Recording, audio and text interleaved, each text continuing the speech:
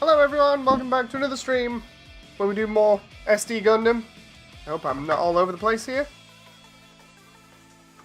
Okay, there we go. Let's load up here and away we go. It's been a while since we played, so I'm probably going to be a little bit rusty. I guess we'll find out how bad I am at this now.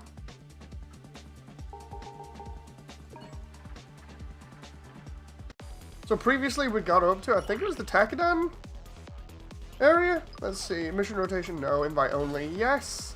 And then away we go. Let's see here.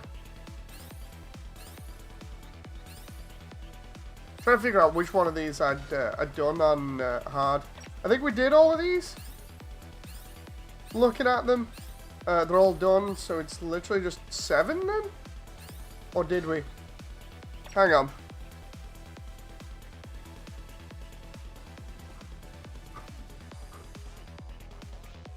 Wasn't it? We were up to like 6B or something? I can't remember. I can't remember. Let's just go ahead and invite. Hang on.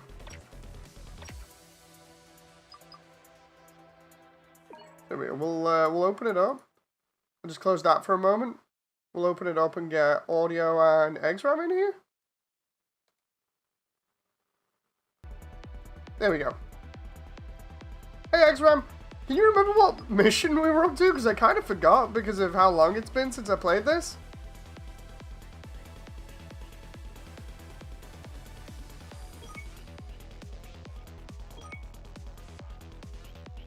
Hey, there's audio with the Psycho Zaku. We're up to 6C.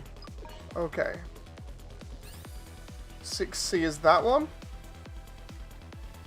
We'll be doing the break and the true, or what?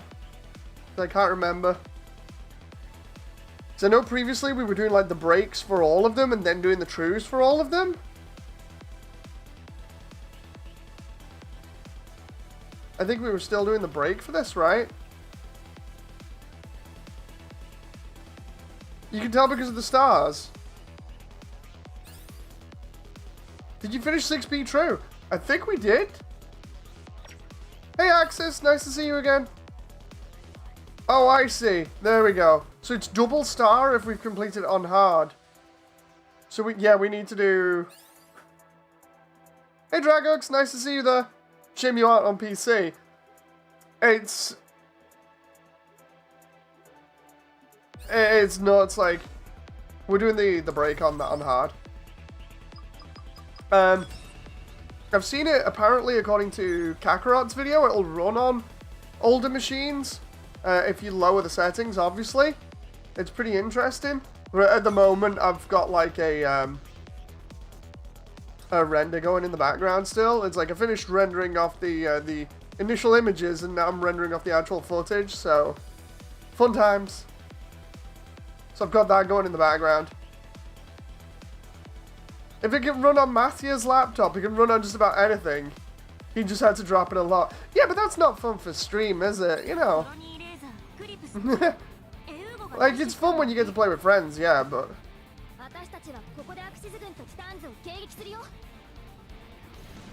It was nice of you to buy it for him, though. Let's see. Oh, bugs.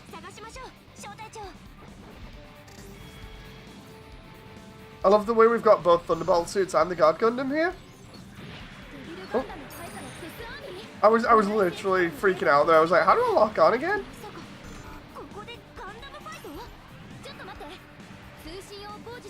Okay. Let's continue on here. Honestly, it's been that long, it's hard for me to remember quite a lot of the game. And I say long, it's been like, what, maybe... It feels like a week, but I don't know. When was the last time I played this?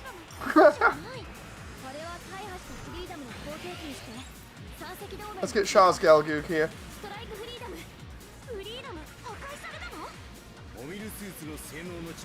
Oh. How hard can it be? Smash your head. Smash head. Head explode, shiny bits. Seems simple enough. Honestly, it's like... It's more me trying to remember the controls. I just can't remember the last time I played it.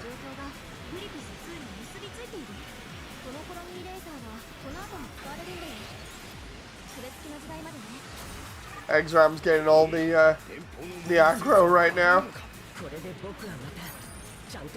Now I'm getting it. No! Oh. I'm gonna get taken out here. There we go. Exram happily took that off me there.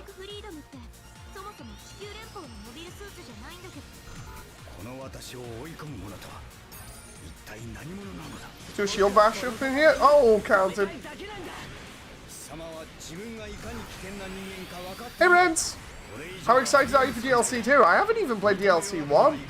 That reminds me, don't mention anything about it. Like, I'm keeping myself pretty much how I did with the actual game.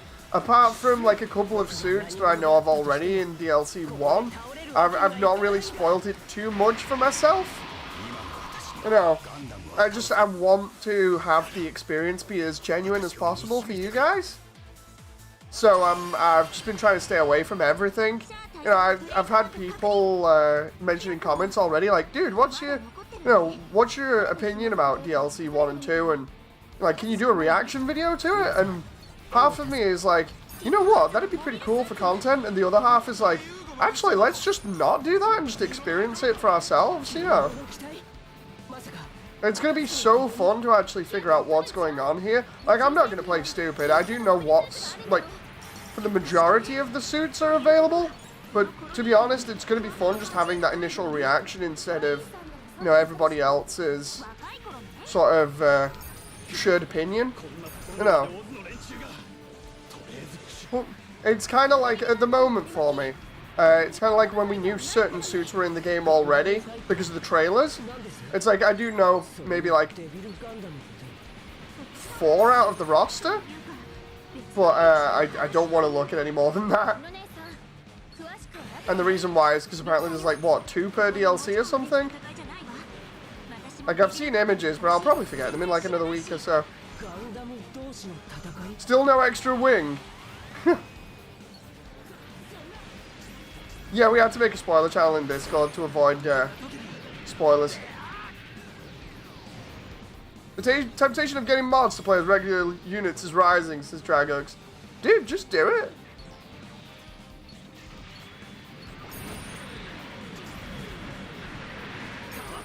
Oh. Then it's back this way, I believe. Actually says, I saw the DLC promo vid on YouTube. Yeah, I tried avoiding that. It came up and I was like, oh no. Oh, I didn't mean to do that. Oops.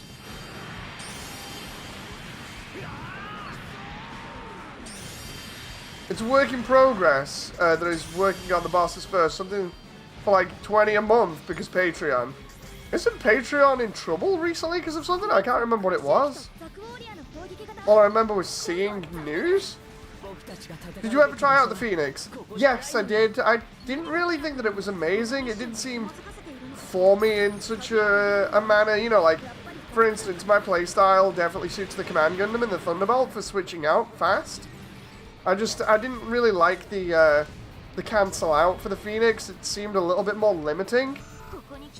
I don't know whether that makes sense. It's like, with this, I can go from cannon into missiles, then back to cannon or beam rifle or whatever. With the Phoenix, the quick cancelling out or switching didn't feel as intuitive or easy, or like it really led to much. Might just be me. Patreon has major security issues. Lots of staff left or were fired, says Trixie. Oh, hey Trixie. Oh. Yeah, I heard about that one. Oh crap. I think it was either last night or this morning. Normally what I do is I stay away from the news completely. in any shape or form, just because I've found, and it seems to be a like a whole research article as well, where people who don't read or watch the news generally are a lot more happier, you know. So I try and stay away from it, but occasionally I'll read like the headlines, and that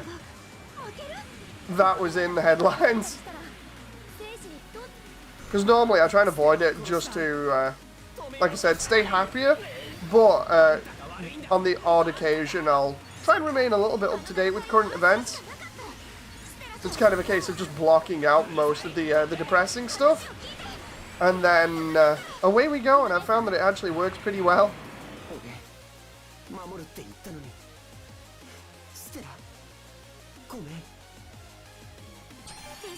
Are you enjoying the game? Yes, I am, Damon. Thank you very much for asking. Phoenix feels a little bit like the Zeta and the F91. You're not really meant to play a normal sharpshooter with it. It's an aggressive all-rounder with a reload action. Ooh. We're not... We're just dabbing on him now.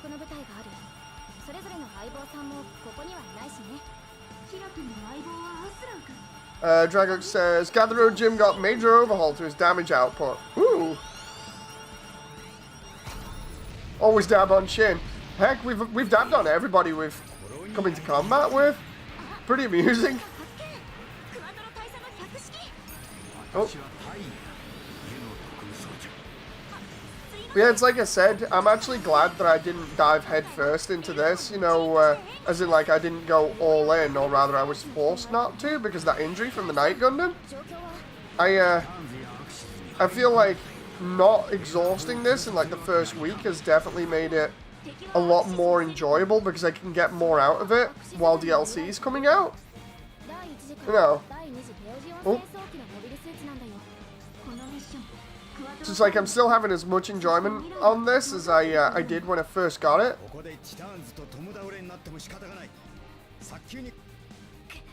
Oh, here's Quattro versus Cubile, but it's changed in the break mission. I can't remember what.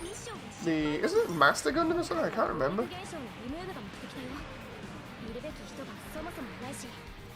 Here's where it'll be something else like the Kshatriya. I'm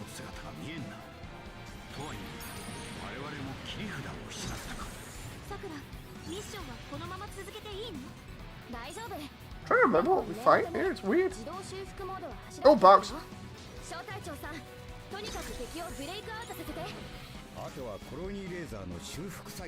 There we go. It's Shah. You dabbed on Rambaral and Pat Norris. You dick, says Dragogs. Dab on everybody. Equal opportunity dabbing.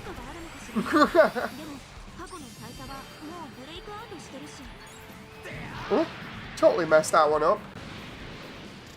Can I redirect my enjoyment of this game from max leveling it relatively early on, says Damon. The thing is, it's like, I still don't mind it. Like, the idea is that I'm going to be going ahead and leveling more suits anyway. You know. Like, because the idea now is just to finish with one suit and have it be max leveled, and then just start again with some other stuff. Plus, I've got the co-op streams with Jen, in which I'll probably end up playing Wing Zero. Or at least that's my idea at the moment, see what Wing Zero's playstyle is like.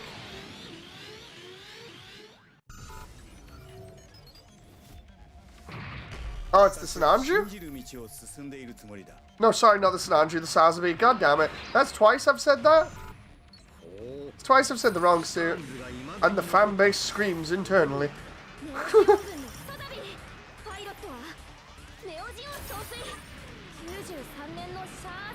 Oh, come on now.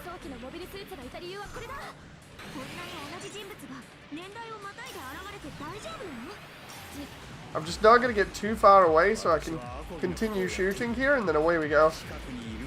We are just roasting his health bar right now. I forgot he throws the Heat Hawk too. Drago says, fan base screams internally. Screw that, in Discord we'll scream at you externally as well. That's not nice. I think the reason why I said that, primarily not just because of the fact of it's a red suit, and there's so many red suits, is the whole thing of I'd seen Jen fight the Sinanju recently. in the G Gundam final level. I was like, oh, okay.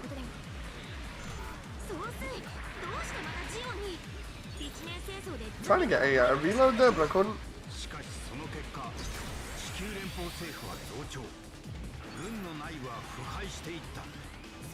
Can we get some more hits in there? There we go. Damon says, been playing a lot of NGB this week, and honestly understand why people hate the game. It's way too easy. With certain parts, it's too easy. The hatred originally stemmed from just the simple fact of less options than GB3, and the simple fact of it had a lot of bugs on launch. Like, there were some minor ones, but there were some other details that just seemed like they didn't bother to even look or fix things. But that's just an assumption, you know.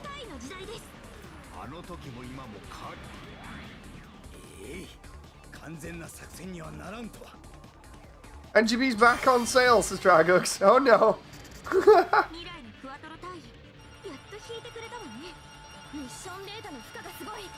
There we go. Just dabbing on the Sazabi now. It's funny because I've still got to collect all the suits. Do the harder difficulty after this, do some of the Chaos missions.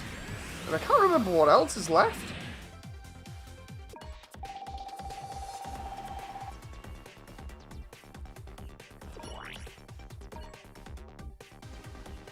Drago says, either that or I might just join Ion and play Star Citizen and invest a mortgage or a house for a pixel spaceship. Dude, we still have to play, what was it? Deep Rock Galactic and EDF and what other games you've made me install? I can't remember. It's just kind of stuff's there now.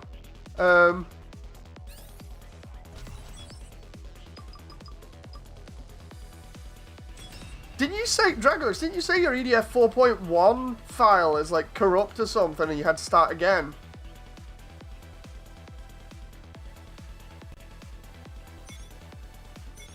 I just want more friends to play this on PC with, says Rents.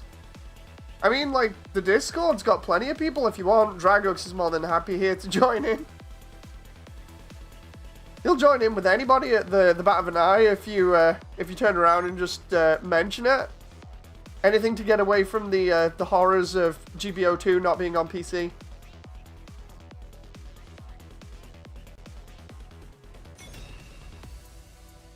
And because I mentioned that, he's going to go psycho now.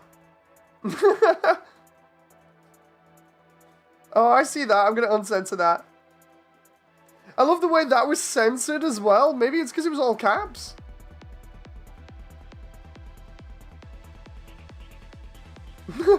Yeah, because the other one wasn't censored.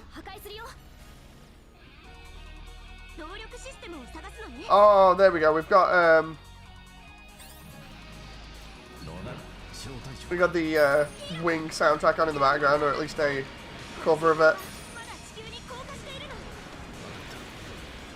Ooh.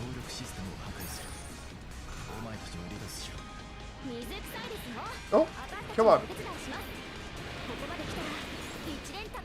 Honestly, it's like I was saying for the earlier streams, I'm hoping this gets more representation from all the other era suits. But it's going to be a case of slow and steady wins the race, I feel like, with hoping for certain ones.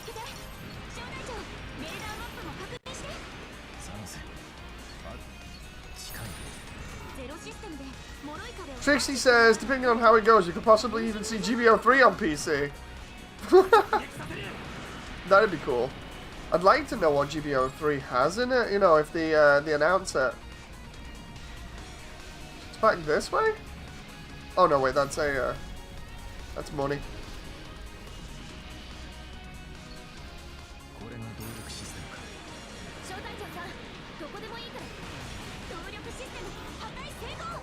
That's the first generator?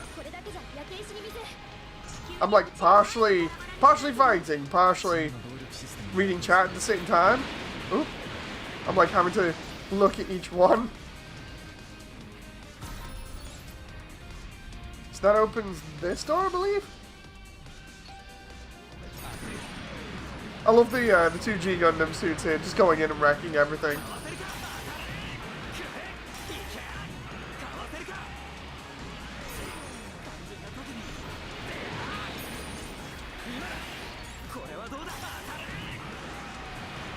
I'm just giving backup support here.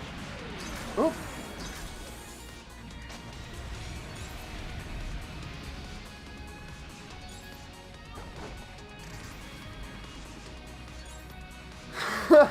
I love Master's stationary stance there, it looks so cool.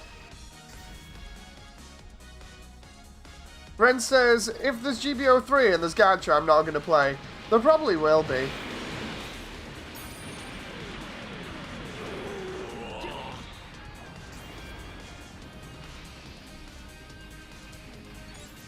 We can't press that yet. If the full armor Thunderbolt was in Wing, it would literally tear everything apart, says Trixie. That reminds me, I keep trying to find the full armor Thunderbolt, like, really cheap as a high grade. But at this point, if I can't find it like that, I might just wait it out and get the master grade. I just want somebody to rip the models from GBO2 and put them on Source Filmmaker. I mean, I think there's model rips already. There was a thing in the Discord a while ago about a huge list of suits. Try searching GBO2 model rips in the main lobby, I believe, or in my animation section. I think they might... the posts from might still be in there. Either that or ask, I think, Wacky. Like, ask Wacky about it, because Wacky was the one that mentioned it, I believe, because I said, like, with GBO2 being out on PC, I can imagine everything's been data mined and ripped already. Because I remember detailing what the file directories were and what was in each myself. And I figure somebody probably worked that out before me and got on it almost immediately. Because I think I waited a little while before I put that information out. So it's not as if I can turn around and be like, oh, I helped, you know. I really probably didn't.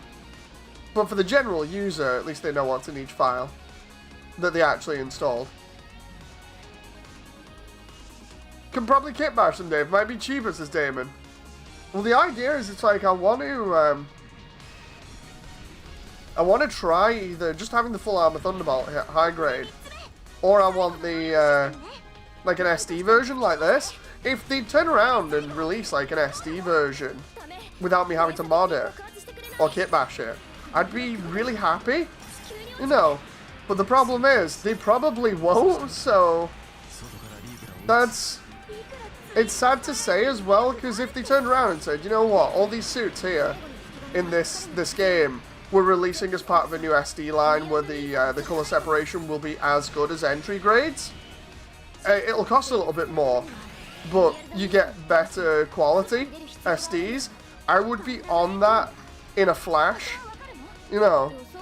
I'd be like, right, I'm getting rid of all my high grades and everything else, and I'm just getting the SD versions of everything. I'd be super happy with that. You know, I was hoping that was going to happen, like SD Master Grade. Yeah, exactly, right? Like, if they did that, no joke, even though I love just, you know, normal suits and everything, it's like I've said before, SDs just have that charm to them, and on top of it, you can have a lot more of them. I totally don't have a problem. Oh. Like, I know we talked about this before, about people having a bit of problems with the aesthetic, but honestly, because I don't, it's just more for me, you know, at the end of the day. Like, I would be over the moon by now if they actually announced that, you know. Like, we're starting off this new line, Full Armor Thunderbolt's going to be one of the first. I'd be like, yes! You'd see a video, like, the same day going up with me just cheering like mad. Oh, crap. God damn it. Shot into a wall there because I pressed for both weapons thinking I won't use that. Didn't look to see that I'd got my my ability or my special, and then messed it up.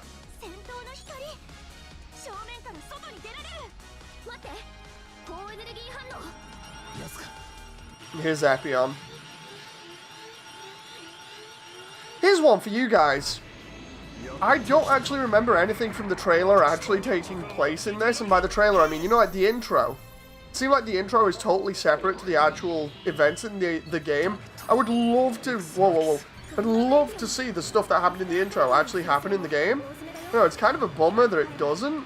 I'd love to see Master Asia just randomly summon 3 Destroy Gundams for no reason. Like, can we get that fight as DLC, please? No.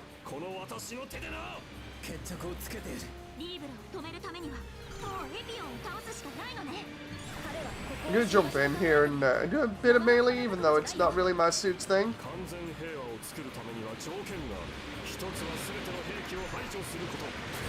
Oh boy. Back it up and then we'll shield bash again. I absolutely love the shield bash, because I swear it gives me like a free counter while I'm charging.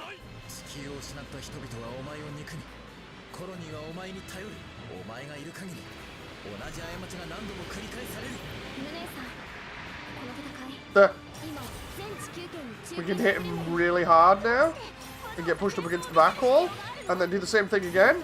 And because he's a close range unit and he's pinned in the corner there, we can just basically have free reign on him. And then shield bash. Oh, I thought that was going to be the last one there. Master Asia steps out of his Gundam to kick Gundam's bare hand into Trixie. I would be surprised. David says, I'm heading to bed in a bit. I'm going to have to go to bed obviously earlier than I did the other day. I've been doing so much rendering right now. Oop, we just dabbed on him, I just realized.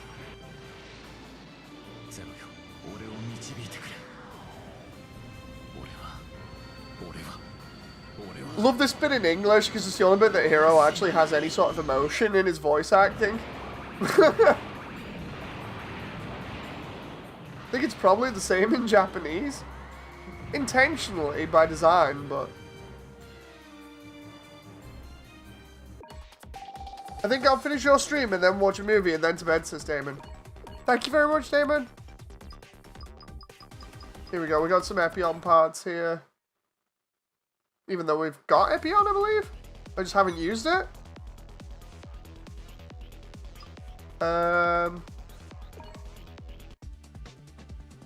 Just give me a sec. Oh, I can't do anything yet because I don't have the uncap. I'll save the money. Because then what I can do is I can use the money on a newer suit later on.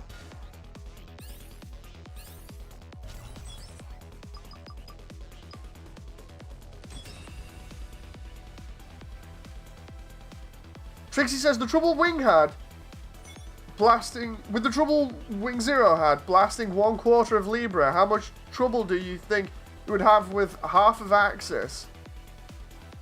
Honestly, not entirely sure. You know, because Wing's twin buster rifle is inconsistent in power. It's like in Endless Waltz, it's severely nerfed, or potentially it's by design because of the story. In Wing the TV show, it blows up a complete resource satellite. It's shown blowing up multiple suits and everything else. But then it's like, I think the only reason it has trouble blowing up 1/4 of Libra is primarily because of the battle beforehand, and then obviously it going through the atmosphere at the same time. No, it's a bit harder to get a lock on. Oh.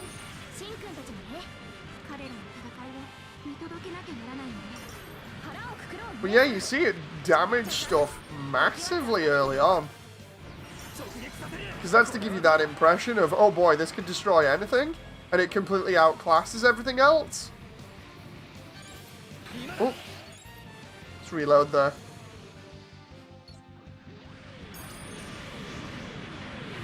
I love the way as well how Wing Zero, despite being the original design for the 5 Gundams, according to the designers, because it has a bit of everything on it.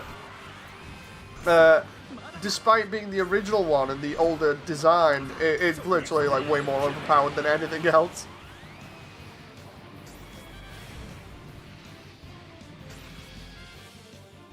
Oh, kill on now. Okay. Let's just dance at the back until we can get a little bit of time to reload.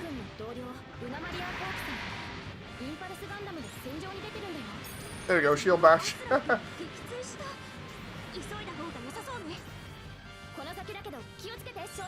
And away, here we go.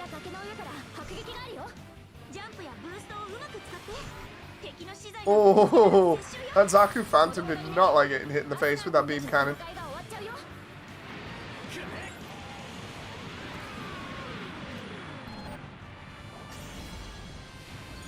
I'm just kind of keeping an eye on the radar here so I can quick switch out. That's a bad thing, because I'd already finished that suit off. Oh, at least the missile's homed in.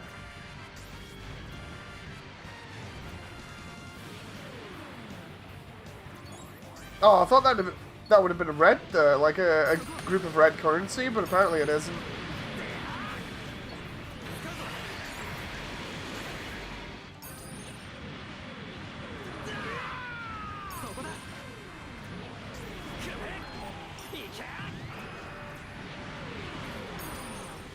Oh.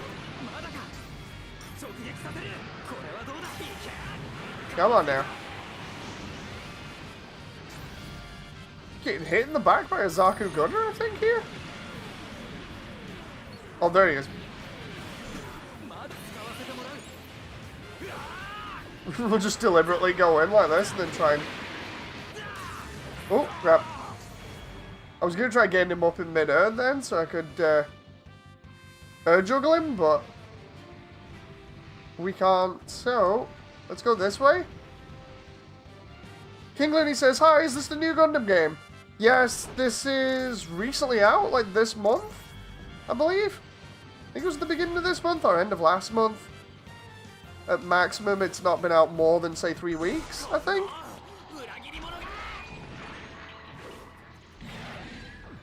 But yeah, this is the new one. It's really fun. I'm really enjoying it still, even having, like, I completed it on normal already. So now we're going through it on hard again. Oh.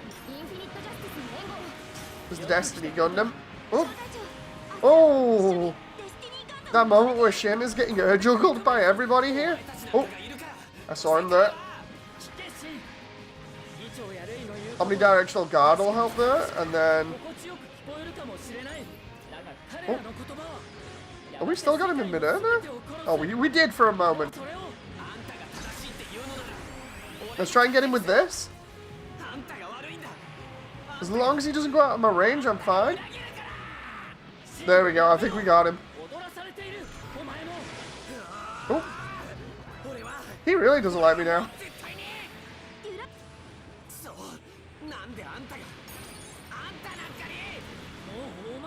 Trixie says it's hard to say which Gundam is best in melee, with Infinite Justice, Exia, or God Burning or Epion. There was a tier list made recently that I saw on Discord. I can't remember what it actually was though.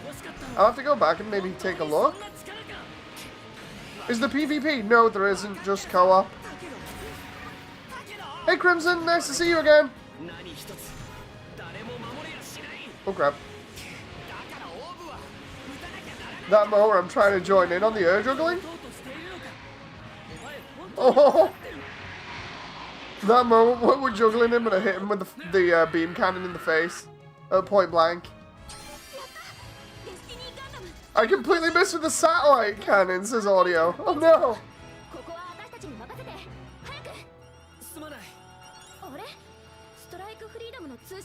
I feel like I'm in minority for not liking the SD Gundam Online games, says Crimson.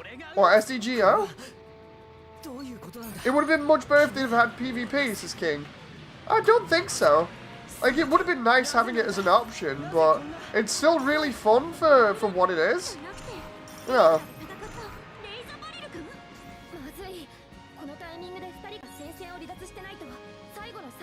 Like, if they put PvP in now, I wouldn't mind it. You know, it'd be there, but I probably wouldn't play it because I prefer co-op. Plus, it's how the game's designed, really, with co-op in mind. Oh.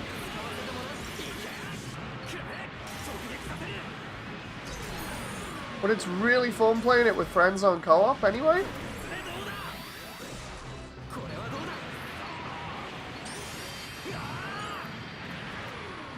There we go. That should give me a little bit more currency.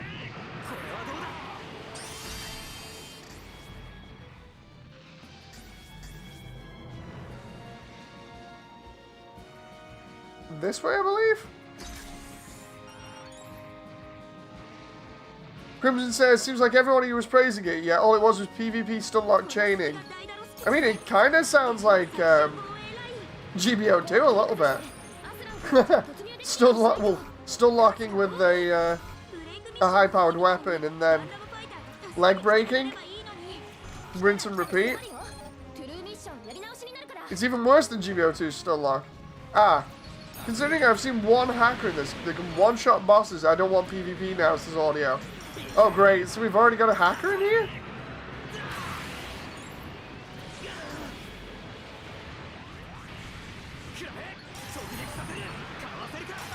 Oh, come on now. I mean, like, why would you even bother hacking in this game? You know, kind of silly when you think about it. Then again, it's like, well, what's the point in hacking in any game? They probably just, they do it for the sake of it. It's just kind of, it's more my curiosity and just part of my brain be like, I really don't see the big deal with it. You know.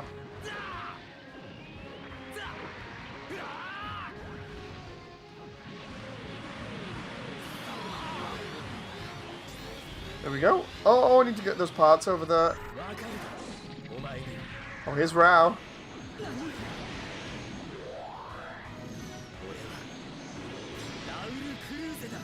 Or rather, Ray, who is Rao, because of the storyline. Oh.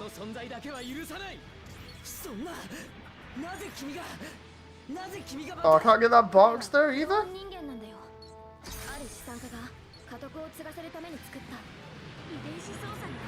Let's go all in on him.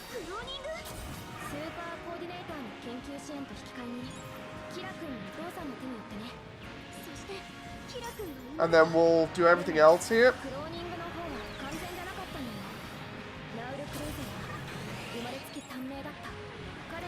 Come on. We're just constantly hitting him here?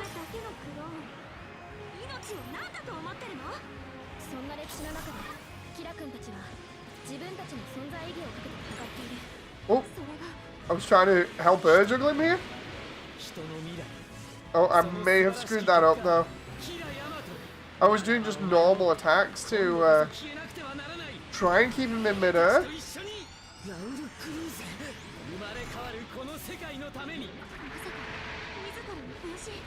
Did we just counter him? Looked like it. Oh, no, we didn't. We just used the stronger move, I believe. Like that.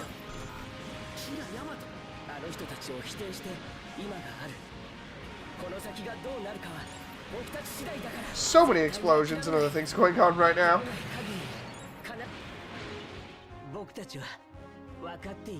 Crimson says, basically, picture animation locking your suit while somebody does a 3 to 4 second animation attack. It's worse than GBO2 stun locking. That sounds terrible.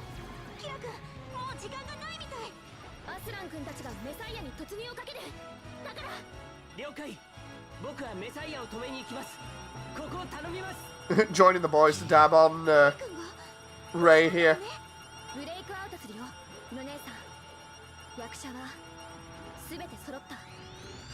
We're all good. So that's another one done. Damon says, took me a while to, but I finally found Acid Breather from the Cyberpunk OST.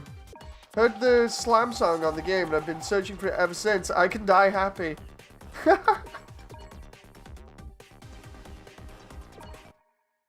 Was that the level 4 uncapped material then? I think it might have been.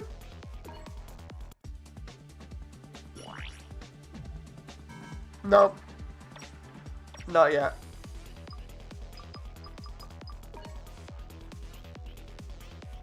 So we've done that.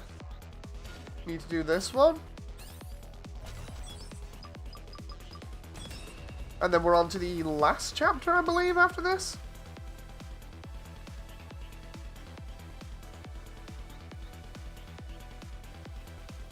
Crimson says, but yeah, SDGO did have PvE, but it was brutal unless you had meta stuff. Oh, that kind of ruins it then. Uncapped material comes from orange crates, but not always, says Damon. I think it might be like on a certain difficulty or something. I'm not entirely sure.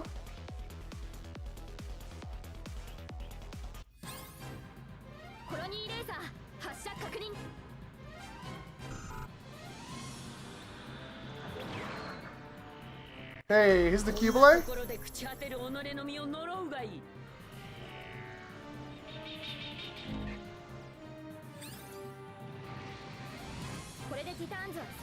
Oh, I'm already getting shot at. I'm trying to have a look around for where these boxes might be. And instead I'm getting shot at.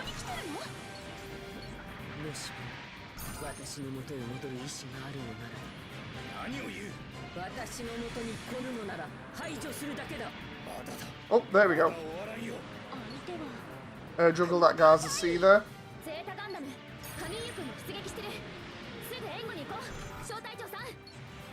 I always play on hard now because I'm a sweat lord, says Damon. Apparently there's like a harder mode or something, I'm not entirely sure. Oh, coming. Is it? No, that's the battle. There we go. Coming. Just a moment. Hang on.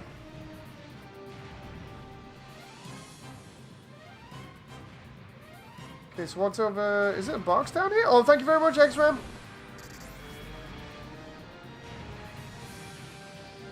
Also, Dave, think the kit I got the box would be good frame.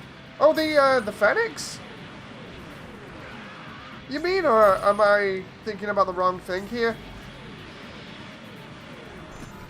Because, like, no, the Siren. Oh, I've not seen the box for that. I'm going to have to have a look. Posted it earlier. Oh, I'm going to have a look. I am so sorry about that. It's in the kit section, right?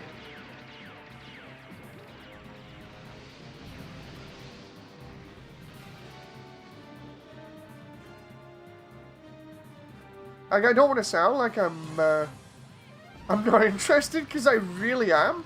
It's more just the whole thing of figuring out where it's posted so I can have a look. You reacted to it. Oh, duh, like the urban. Because I commented about the urban being... I'm getting confused here. Models and figures. I'm going to have to check this out. Seriously? I'm like... Hang on. I'm going to have to check this out in a moment. I'm getting confused. It might be because of everything that's going on right now. I'm going to have a look again. Here's where I find out. I'm just not remembering it. Which is funny because I think it might just be because of how everything's going at the moment. Because I'm trying to juggle a couple of things. Hang on. I've been all over the place today. Like, no joke, I've just been completely all over the place, so... It's like most of the time I've been outside doing stuff. And then doing the render, and then trying to keep an eye on that now. Then I did the other stream before, which was kind of improv. Then doing this. I'll have to take a look. Oh, again. That Gaza was in the wall. It's fine. It's fine. No big deal, right? Oh. Let's get her attention and then have everybody else come from behind here.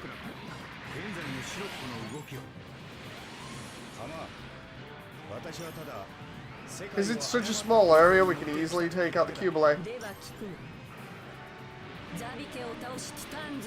And then I'll try and respond to... Oh! Try and respond to that message properly. Oh, whoa, I'm getting beaten up now while I'm trying to do stuff.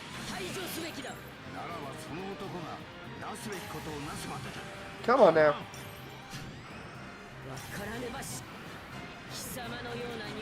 If I can just put enough firepower down, right? There we go.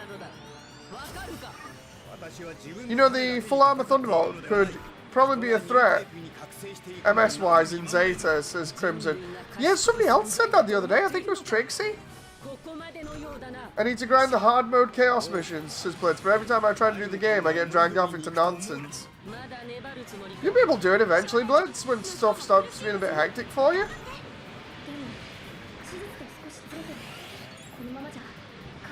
The raw speed of it plus firepower, says Crimson. I imagine it'd be still like an ace unit. Obviously non-transformable like everything else, but I imagine it'd still work, kind of similar to how the Mark II worked. And then we had the Super Gundam.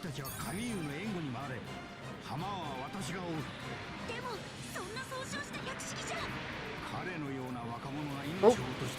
So I imagine it'd be something kind of like that. I still need to get round to watching the rest of UC. It would basically be like the Super Gundam, but faster. I mean, I think that's one of the advantages of the Thunderbolt overall, is just its speed and the 4 shields. You know, like even though the shields can be destroyed pretty easy, you know. Oh. Two of the defining features of the suit, really. Oh, there are so many suits around here.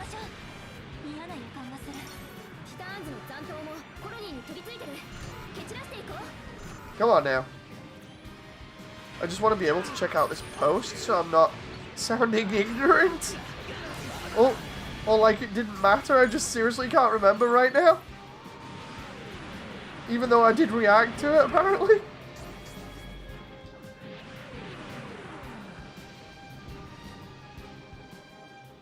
Blitz says, the full armor Thunderbolt could probably handle itself, but being a, what, 7-year-old mobile suit, I imagine it'd start to fall behind later in the conflict, like what happened with the Hyakushikian Mark II.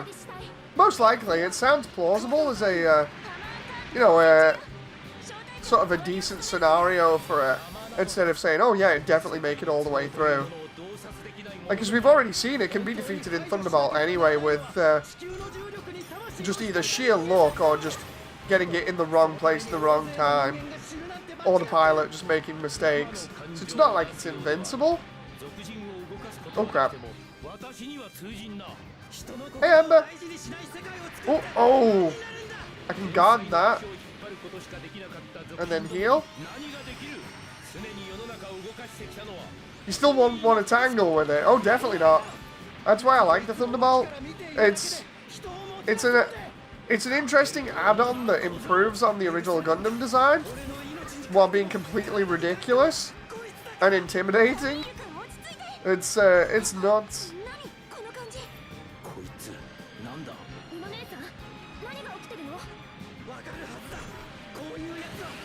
Oh crap. Just about managed to cancel out of that then, but he also cancelled my reload. Oh, shield bash. I kind of wish they made Grunt MS focus games like Zeonic Front, but I guess it wouldn't sell to Zemba. Yeah, I suppose you're right because of the way that the mainstream is with Gundam stuff. It's not got a Gundam in it, it probably won't sell this, the mentality.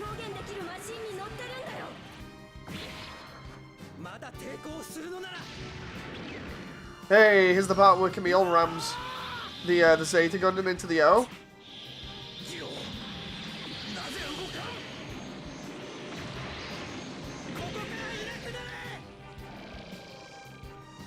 That moment the entire cockpit gets crushed there.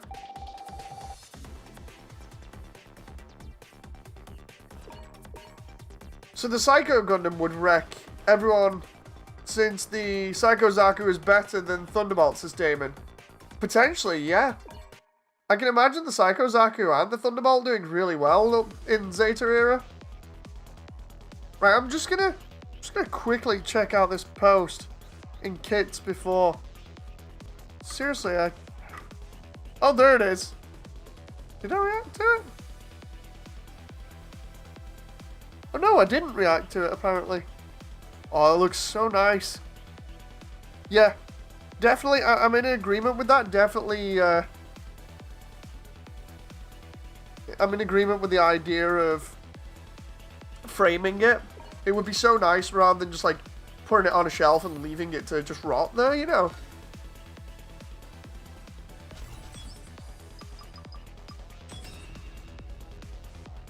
The issue with the Psycho Zaku is the control system. Yeah, because it requires the person to be an amputee, basically.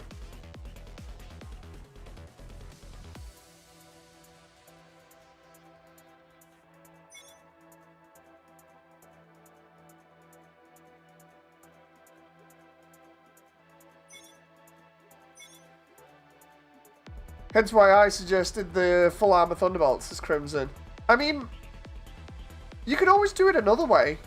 Like, you could always turn around and say, let's put it this way, right? If both Daryl and Lo were in Zeta era, or just happened to be, say like, because I can't remember the character profile, so you're gonna have to ignore that for a little bit, or at least roll with me on this. Imagine in Thunderbolt they're in like their early 20s or something. I can't remember how long it is from Zeta to, well, the 1 year war to Zeta. But it's like, if they're in like the 30s maybe, and are still using the same suits, you know, I imagine they'd still be pretty good and put up a good fight.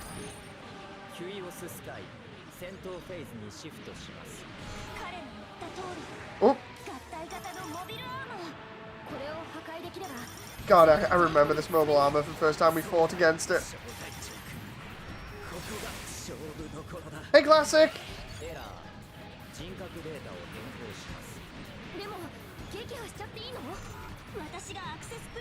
Oh, come on now. It has a flamethrower? I don't remember it having a flamethrower. Oh, whoa, whoa, whoa. Should have blocked that.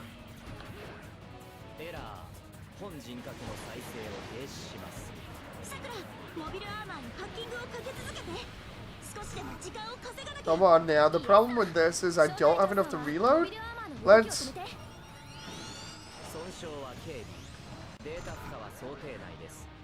heal up here and then we'll just go in. I know we've got invalid shots here, but they still do damage to the shield, so... just need a reload with all my major stuff and then we're good.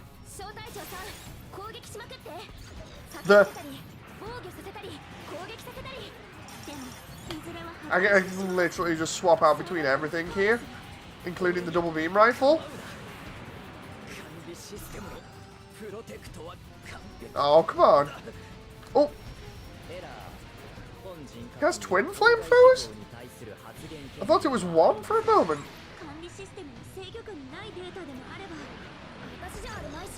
He's just focused on audio right now. Come on. Focus on me, not Exram. I need Exram to get audio up. Right, you're gonna have to focus on me now. There we go. Oh crap. Why was the DBZ power-up sounds? I honestly don't know. I just wanted to focus on me because I can at least tank this a little bit. There we go. Come on. My full armor Thunderbolt's not that flimsy anymore.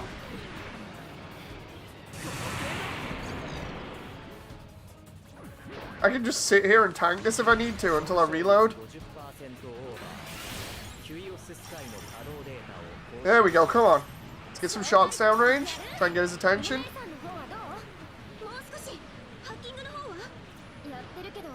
There we go, there's his attention. Oh, I blocked it just the last moment there. Oh, I didn't know he did a spin with a flamethrower. Oh, I've got nothing apart from melee right now. The guy's basically a transformer. More or less. Whoa, whoa, whoa.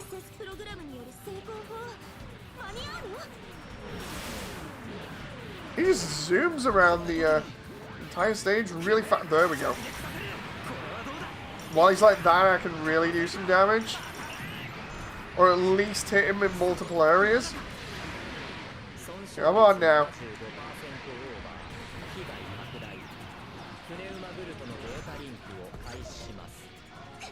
13 seconds till I can get his attention again.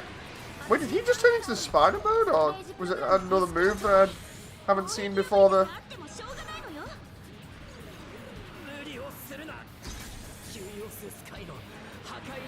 Oh, crap.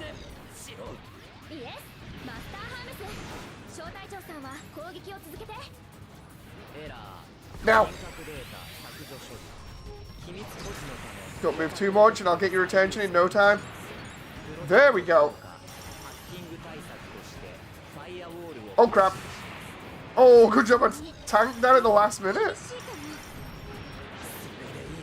Oh, he grabbed me. Oh! I got this. We've almost got him. The problem with that then is I didn't see that grab coming.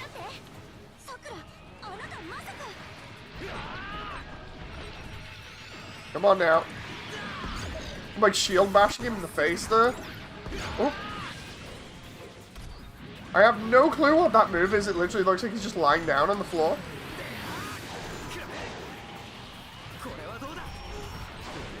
Oh, I can hit him with everything now? Come on. Trying to do my my roll ability there, and it did not work out too well. I was like spamming it like mad. Don't think any of those shots landed because they were too far away. There we go. He's so tired he needs to lay down. Seriously, I think he might have gone out of my range then. I was like trying to keep his attention, and the next moment just nope.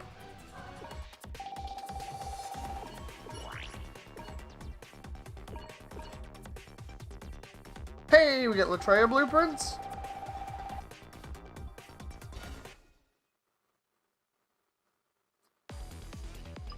And then we're up to Directory 7.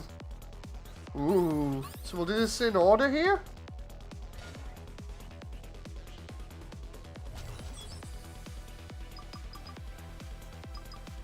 Wonder whether I've got anything yet. Hang on.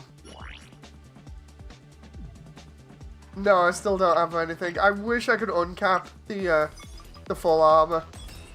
I really wish so. That'd be so good. Oh, wait a minute.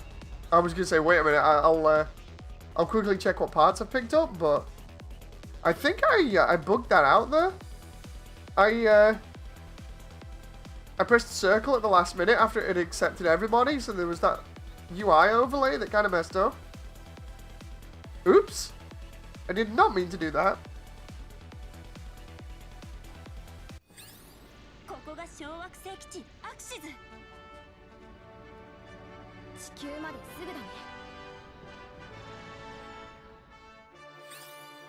Okay, here we go.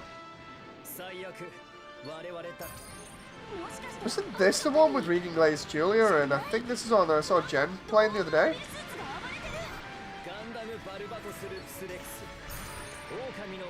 Oh.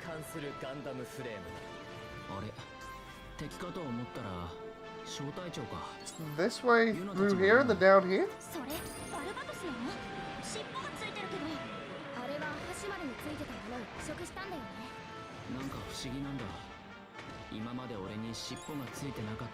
Okay, this way.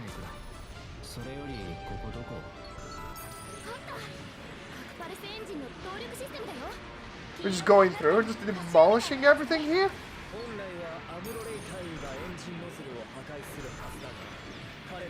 Oh, I was actually hoping I'd be able to get that graze in mid-air with a juggle there, but instead I'll just go with a heavy melee like that.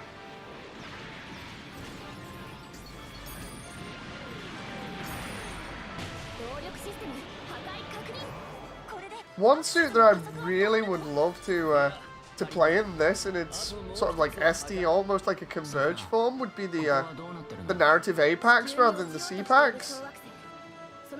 But I guess that's not happening because the narrative A is so good. Like, just as a concept, especially because of the fact that it's basically like the Dendrobium. Oh, come on now.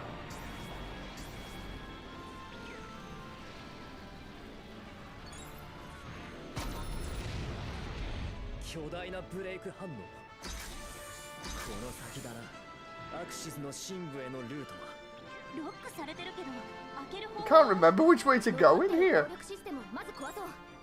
I'll just follow everybody else. Oop. Oh crap. Oops. I guess I get a little bit more currency for that at least. Oh. Come on now.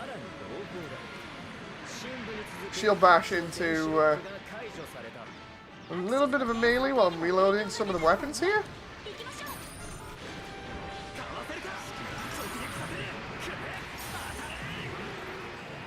There we go. Cleared out most of them. Honestly, I really love this on multiplayer because it's just so fun. Like, I'm enjoying just chilling out and then just going through mobile suits like they're made of paper.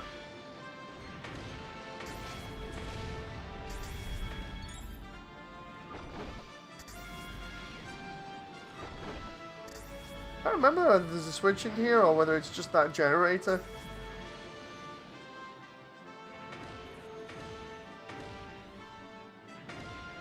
I just realized I'm with the camper in the O after all this time.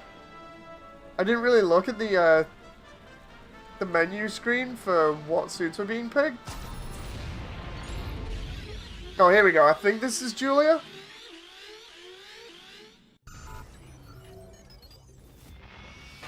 Yeah, it is. I was mentioning this the other day when I was trying to describe Julia to Jen, but Julia's like that person in work that literally does no work and then gets promoted. You know?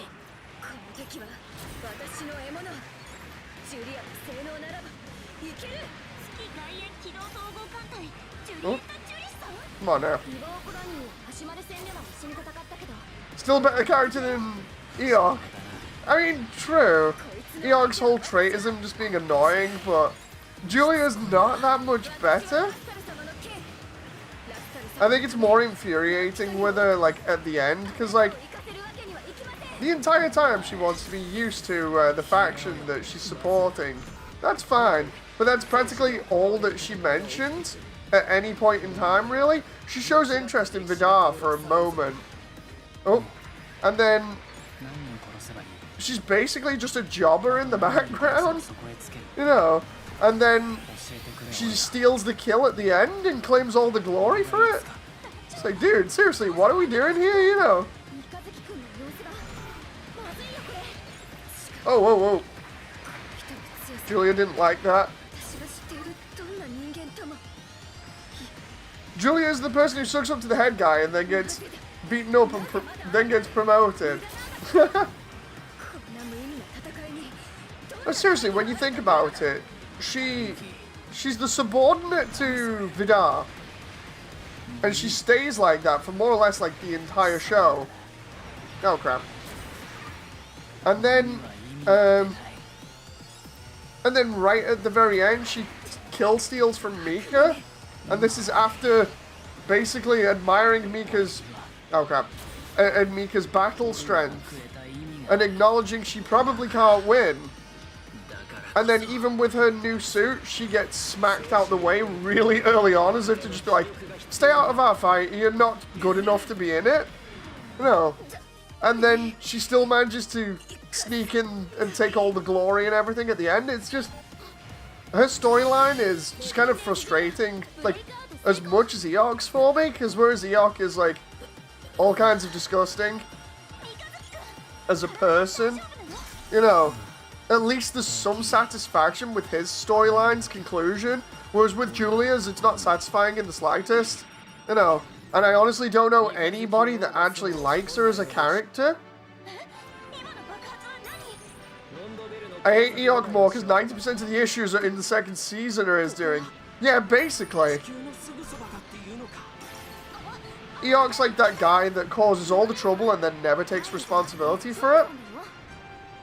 you know, or he never gets his comeuppance.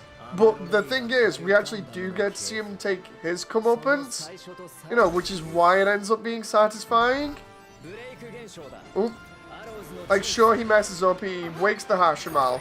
Then he screws up the plan with the Hashimal for avoiding it going to Chris. Then, I'm trying to remember what else is his problem. The partial assassination of Tewaz is his fault. I'm trying to remember some of the other stuff as well.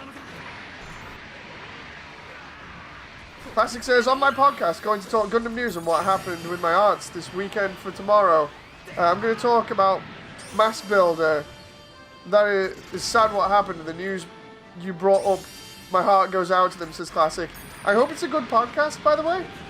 Like, I hope it goes well for you.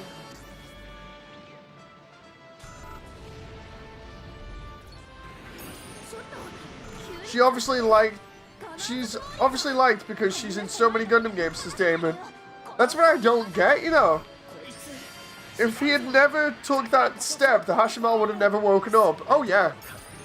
Like, he does some really stupid stuff. He gets his own subordinates killed quite a lot. But the conclusion to his story at the end is satisfying for the simple fact that Akihiro gets an actual good ending of sorts. You know, it's like, it's not the ending he had in mind, but considering what happened, he gets some satisfaction. You'd think Mika would have, like, it almost feels like Mika was going to have a fight with Julia and it was going to all end. And then they decided, you know, that's too easy, so we're not going to have that ending. That's kind of what it felt like to me at the end.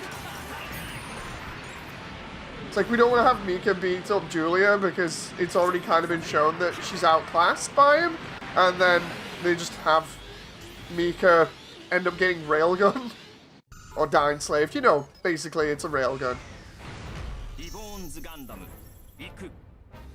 Yay, his ribbons. Jen was doing this fight the other day. It was nuts. It's the fight, Jen. No, not Speedy Lady. We've already beaten her. Admittedly, she did kill me twice, though. She did a really stupid thing of, like, just going all in. And then, as soon as I got up off the floor, she got me. Oh, and now Ribbon's got me as well.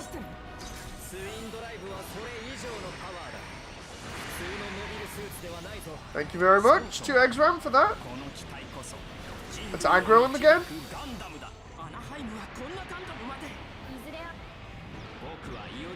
I don't like how she takes all the credit at the end that she didn't deserve, says Audio. Indeed, that's what I'm on about. Like, she just comes in, steals all the glory and the credit for herself.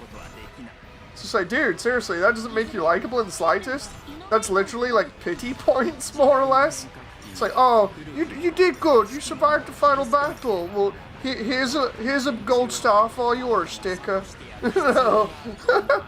That's kind of what they did for Julia, because they didn't do the whole thing of her versus Mika, because it wasn't just me that thought this, right? Like, ever since the fight with the Hashimal, where she watches Mika wipe the floor with it, honestly, it's like, I always thought that her story was going to be her in awe of Mika and trying to keep up with him, and then she was ultimately going to get defeated by Mika because she couldn't keep up with him. That's what it seemed to be going for, and then it's just like, yeah, no. I really didn't like Ribbons in Double O, says Damon. Ribbons was amazing as a bad guy. That guy that's behind the scenes that is potentially,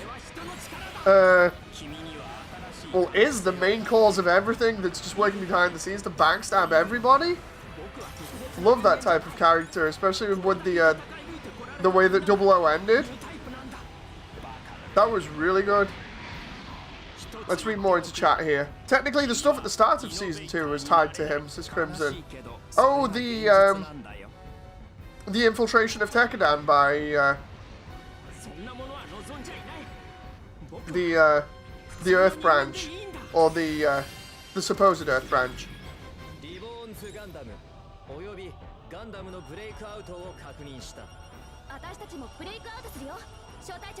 Just gonna dab on ribbons here. And then, let's see. Is that Eggsham pointing me to a container? Oh, I'm gonna get there in like just at the end, aren't I? Oh, maybe not.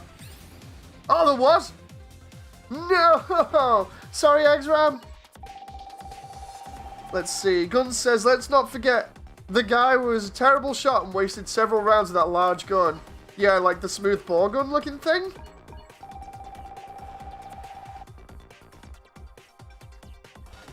Can't wait to get the Reborn's Gundam because it looks so cool.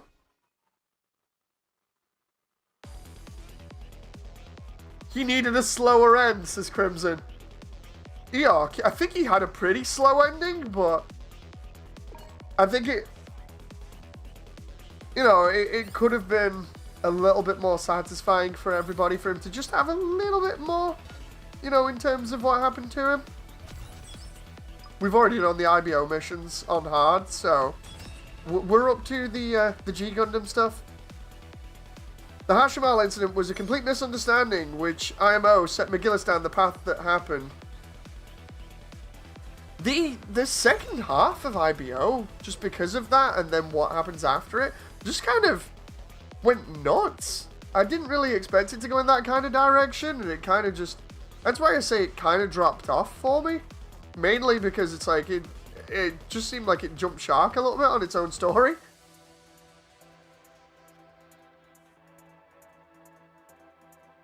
Damon says, yeah, I didn't like how it ended with him piloting the first generation mobile suit and going toe-to-toe with the main character, though it was unnecessary.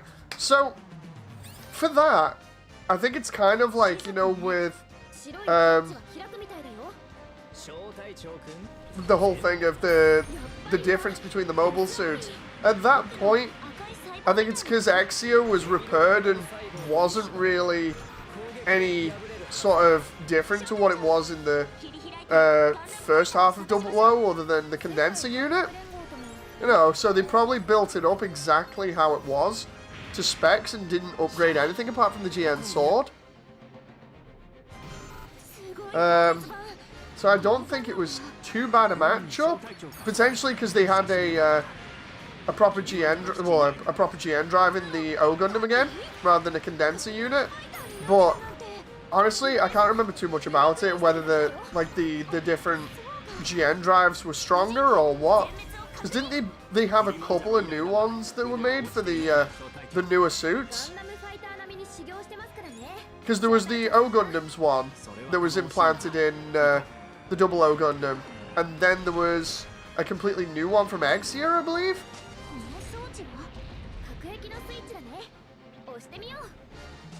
I'm trying to remember exactly how it played out. I see what you mean about the balancing, though. Like, the O Gundam got kind of overhauled, I think. I'm not too sure because of the difference in color schemes or whatever. Honestly, I feel like the other color scheme was its rollout colors, but it's possible that it could have been upgraded. You know, because of Lass using it. Like, at this point, I'm really just trying to justify the balancing that they had, but trying to remember which way we're going here. But I did enjoy that fight. Like, the big build-up and reveal of him to the Gundam Meisters being the big bad after being more or less in the shadows the entire time. That, and I like the way it connects to Season 1 with everything being more or less revolved around Setsuna. You know, it wasn't as bad as a story beat as, say, like, IBO's second half, like I just mentioned, where it seems to have a little bit of crazy in there, in terms of how it just kind of went off the rails, or seemingly went off the rails. It's kind of like how I described, you know, like if you've ever watched a Kamen Rider series where it seems like the writing changes halfway through. Let's go this way and defeat these suits as well and get the money for it. I like how Rustle panicked because he almost got obliterated by Dying Slave, says Audio. Dude, seriously, that scene was so crazy. And I mean that because it was like, it was all kinds of like just the build up to it, and then the emotional moment afterwards. Oh, poor Shino. Like, I really was hoping for a win for Shino there. I was hoping he'd go out like a badass in a blaze of glory, and unfortunately, because of the way that IBO is wrote as a very grim story, it didn't happen. Like, I would have loved Shino to just get a lucky shot there at the very end.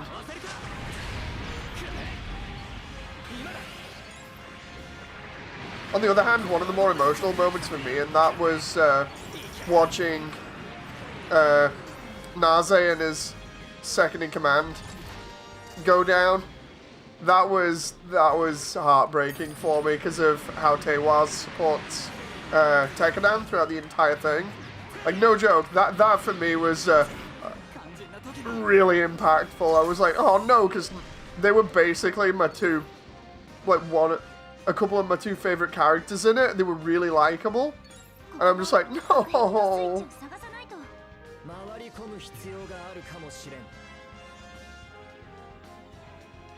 Let's see, Gun says, well, I have the X-Year R2 HD and it did seem to have an upgrade in terms of speed and additional thrusters, the removal of the wires on the shoulders, but lacked in swords. Where are we going now? I can't remember. Galahorn is still the bad guys at the end, says Crimson. Honestly, it's like Galahorn just seemed like they stayed corrupt and didn't really do anything to change. It's like, that's why I feel like the ending felt so kind of just there with nothing really going on for me with the ending. It's just like, oh, and then they died. The end. You know, I'd have to watch IBO again unless I'm misunderstanding it, but no, it's just like, and then everybody died. The end. It's like, oh, okay.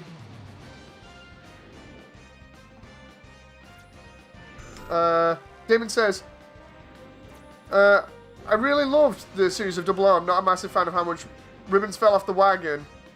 A cool and calculated villain to hyper evil cringy. I didn't think he was too cringy. Like, he didn't seem too cringy to me. It's just, you know, he was just like, this plan is all mine, and then when everybody stopped his plan, he's just like, you need to die now. But then again, I'll admit, it's been a while since I watched Double O over again, so...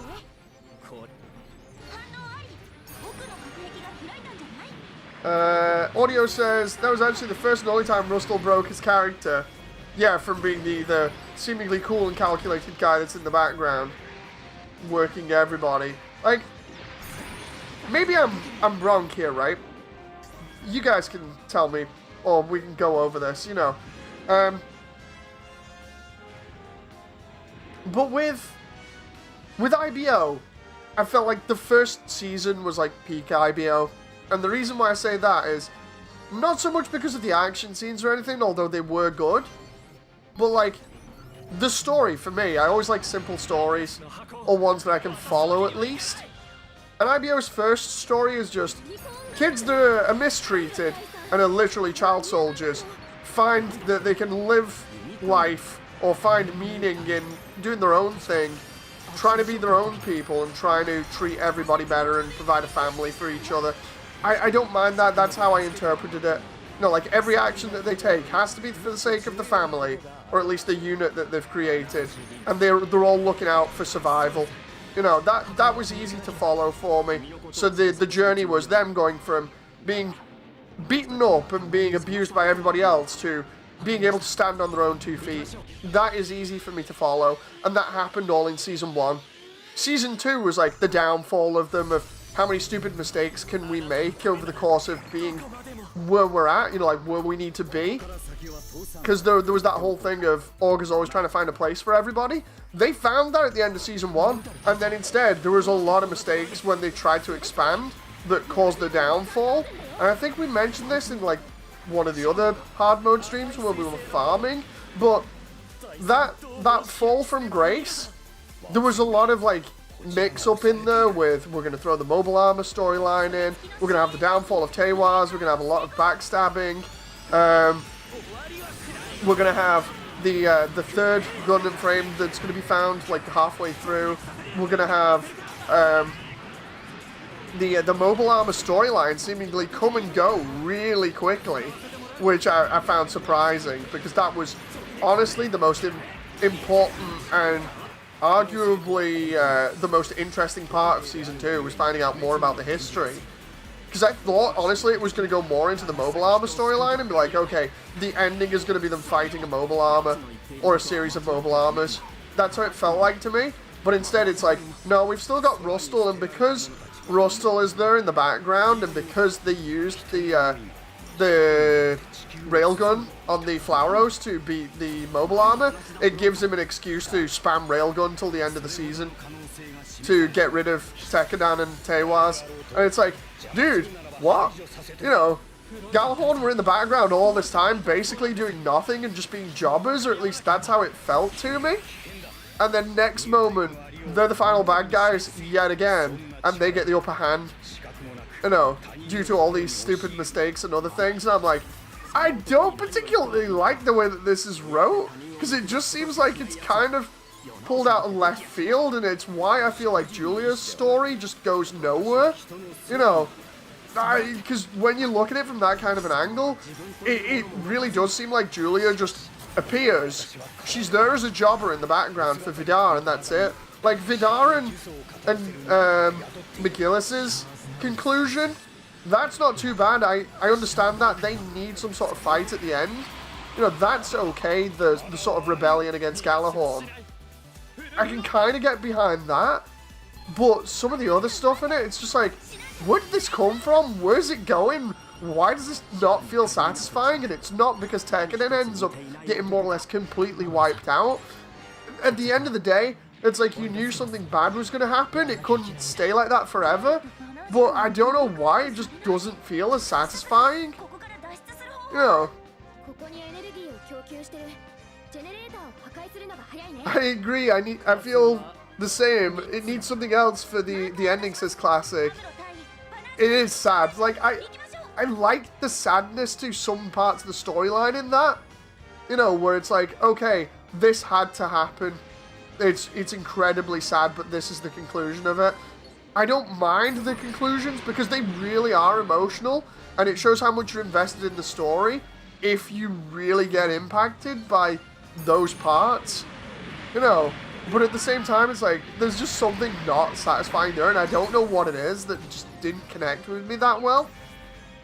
It's not the whole thing of just, oh, the good guys didn't win, or the people who you perceived as the good guys didn't win, so you don't get a satisfying ending. You know. Damon says, Ultra says, the game story is a mess. Oh, hey, Ultras. Yeah, sorry about that. I didn't see you come in because I was busy, like, playing and just sort of ranting at that point. Let's see, Damon says, the second series was about them going past the dream as it started with his independence and turned into King of Mars. I think IBO made a lot of sense because the whole gang put everything into Augur, and he ended up getting taken out. Like, the thing is, I understand the whole thing of them putting everything into Augur and Augur messing up. We talked about that before as well. But that made sense, the way that it was wrote. It's just, there's something missing from it, and I don't know what it is. You know, Augur did push his luck. I think maybe it's because you don't get to see anything happen to Rustle or Julia. You know, they're just there. Like, maybe if Rustle had something impact him, so he lost his composure, and maybe that caused some sort of change in him, maybe that would be a little bit more satisfying. You know, maybe we see Julia get beaten up a little bit, you know, to the point where maybe she's like, oh no, and then she manages to look out on the win instead of just swooping in and getting it. You know, because maybe actually having some sort of a fight instead of looking out would, I mean, having some sort of a fight like they did previously, and maybe having some sort of help and then looking out would be satisfying, or at least more than what we got. But yeah, it's like, it's weird, man. Second half is just lol spam Dying Slave at the end. You know. Dave wants women beaten up. Quick clip it, says David. No! No, no. It's not that at all. It's just, I don't know, man. I don't like the idea of characters just being handed a win. You know, like, everybody, I'm sure everybody can relate to characters that get beaten up and get downtrodden, you know, and then make something of it and then fall from grace by making stupid mistakes. That's relatable because everybody can do that. But the one thing that annoys me is characters that are just there and either seemingly get extremely, extremely lucky or literally do nothing but still get awarded something. You know, you can't really relate, or the average person can't relate to just being rewarded something for being there, because that's not what the average experience is. You know, I much more prefer people having to work for something, even if it's as much as I got beaten up in a fight and then somehow somebody else interfered and I managed to get a lucky hit in because they were distracted. That would still be a punk move on Julia's part, but at least then you could turn around and be like, okay, it wasn't just her. There were a group of people that worked for it instead of, yeah, he got Dying Slaved, and then at the very end when Mika was basically passing out, she took the win. You know?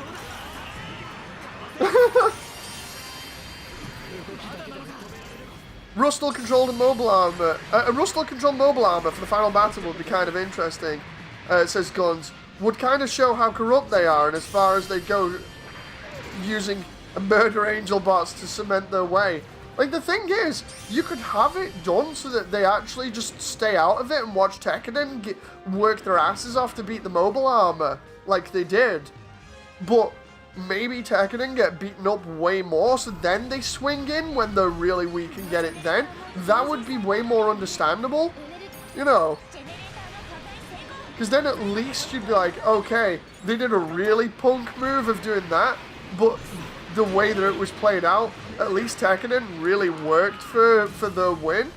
You know, instead of just, lol, we're going to spam a super weapon and that's it. You know.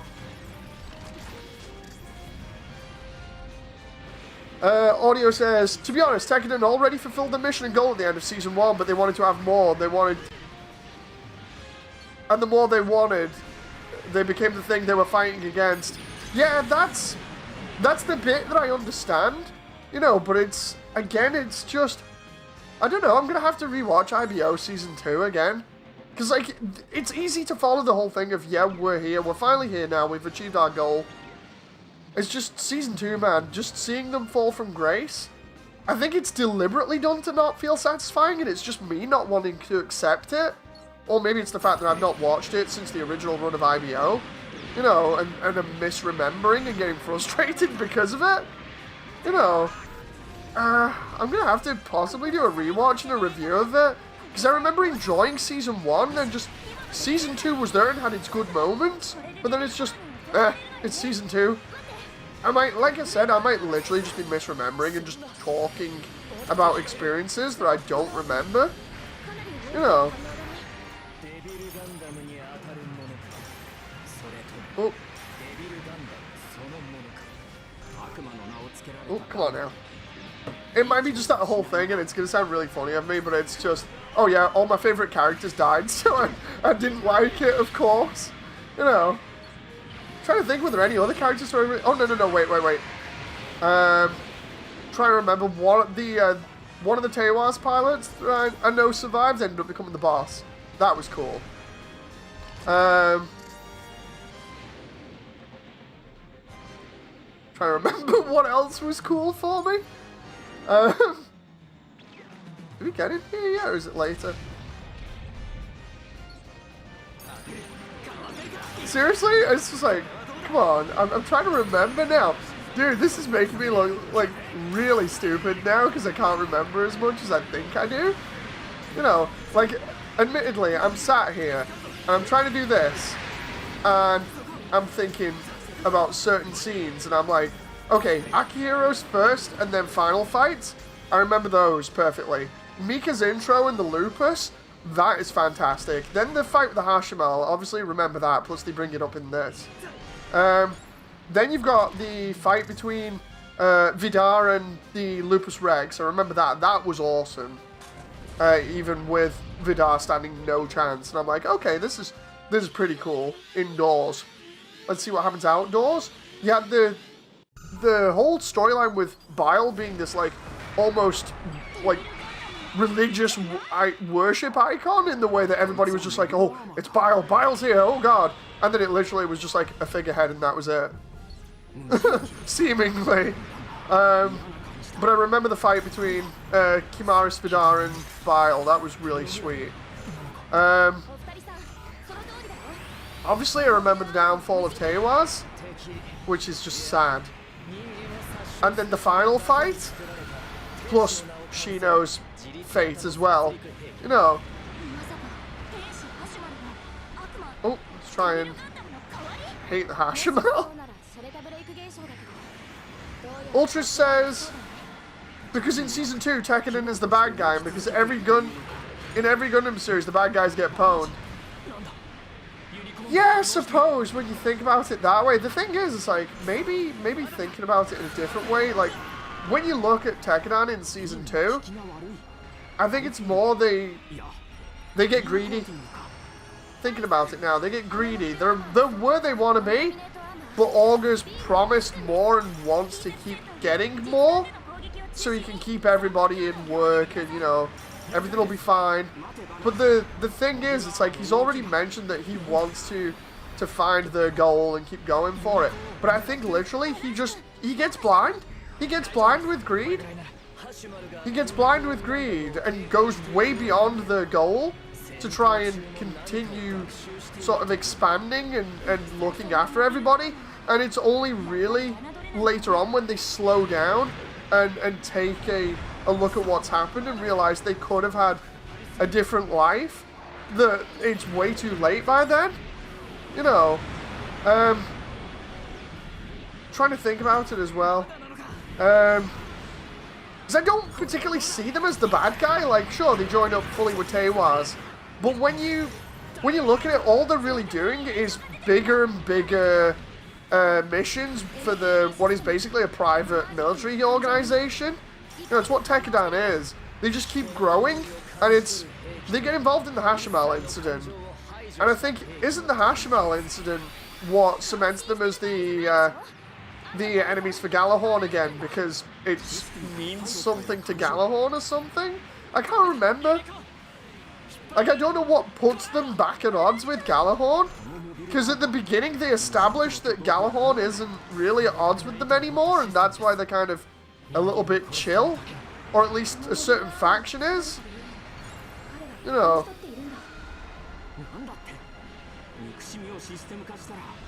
They censored Devil to Dark, says Ultras. Yeah, they did. They did the English censoring again.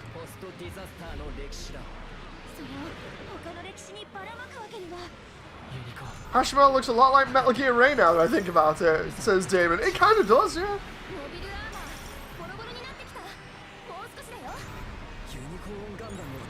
The show was designed that way because there hasn't ever been a Gundam show that did it. Trust me when I say it's really interesting as a concept, and it does get you emotionally invested.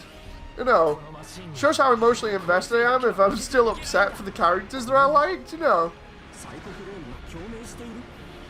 The thing that I want to know is, or rather I want to try and remember is, what the heck ended up happening to make them at odds with Galahorn again? Because Galahorn at the beginning almost felt like, at the beginning of Season 2, almost felt like they'd totally backed off. They'd made trouble with the Abarao incident.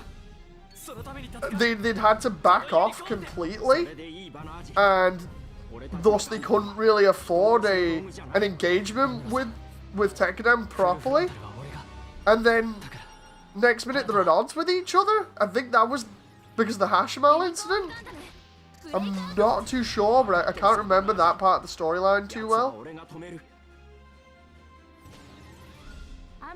Because I know they mentioned the Order of 7 Stars, and I'm like, okay, I remember that bit, but how does that key into everything?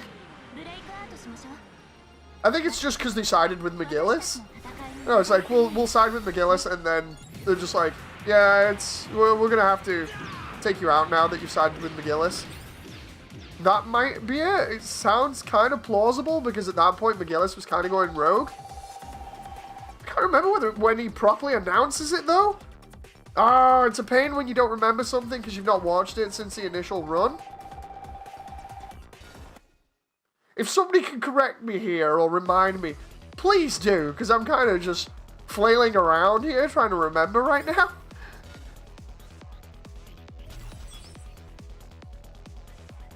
Like, by all means, correct me, because I do not mind being corrected. You guys know this from, like, all the streams that we've been together in. I'm more than happy to turn around and be like, dudes, I was wrong, you know. The issue was McGillis was trying to usurp command, I think it was. Or the leaders of Galahorn. Wasn't it because part of Galahorn split up with McGillis and then Tekkadan when he gets Bile? See, that's what I was thinking. Like, it's all about McGillis and his whole thing of wanting more power and wanting seemingly to be at the head of the table for Galahorn. But even that, I'm, like, kind of confused on right now. Like, it shows him getting abused as a kid, and that's not right. And then that's his motivation for being in charge? If I remember it correctly? I'm not too sure I'm remembering this well. Like, somebody correct me if I'm wrong again here. Like, it is all over the place right now with my understanding of this. Because we get to see him be cold, and we get to see him be completely cold and not really want to interact with anybody else. Possibly because of the abuse, or at least this is my understanding at the moment of it, from remembering from the only time I've ever watched the show, which was during its initial run. He gets abused as a kid. He then becomes incredibly cold and won't go near anybody else. Then decides he's going to get revenge on the people that did that to him. He joins Galahorn, and then he talks about it being corrupt and wanting to uncorrupt it. And then he's trying to usurp the ones in power? I don't think him being abused has anything to do with it, says Damon. What happened with that part of the story then? I'm getting really confused here right now. This is what happens when you don't rewatch something. Maybe he felt like he was weak and wanted more power, says Guns. That sounds plausible. That sounds more like it. He experienced something very similar to the Tekkadan boys. So he's like, no, I can relate to you guys a little bit. Let's get more power so we don't have this happen.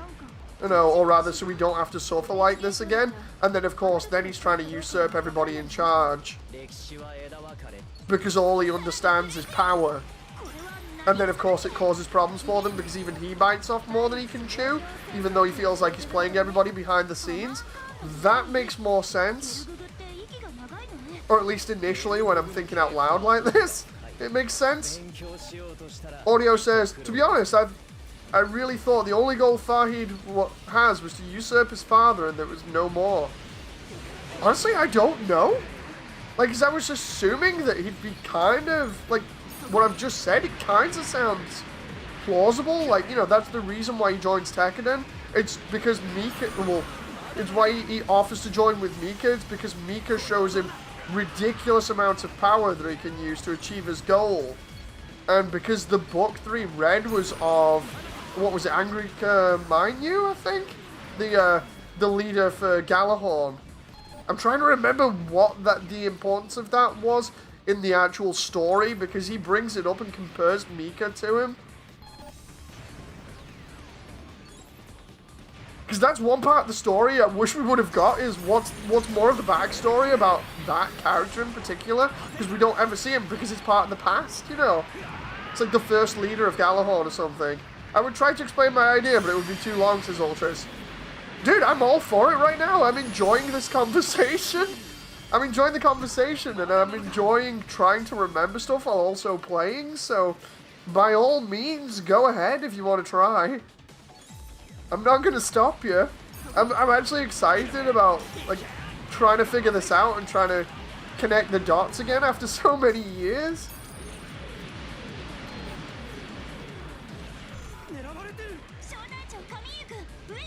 Like, to anybody just coming in and watching this who's like a massive IBO fan, they probably know all the answers.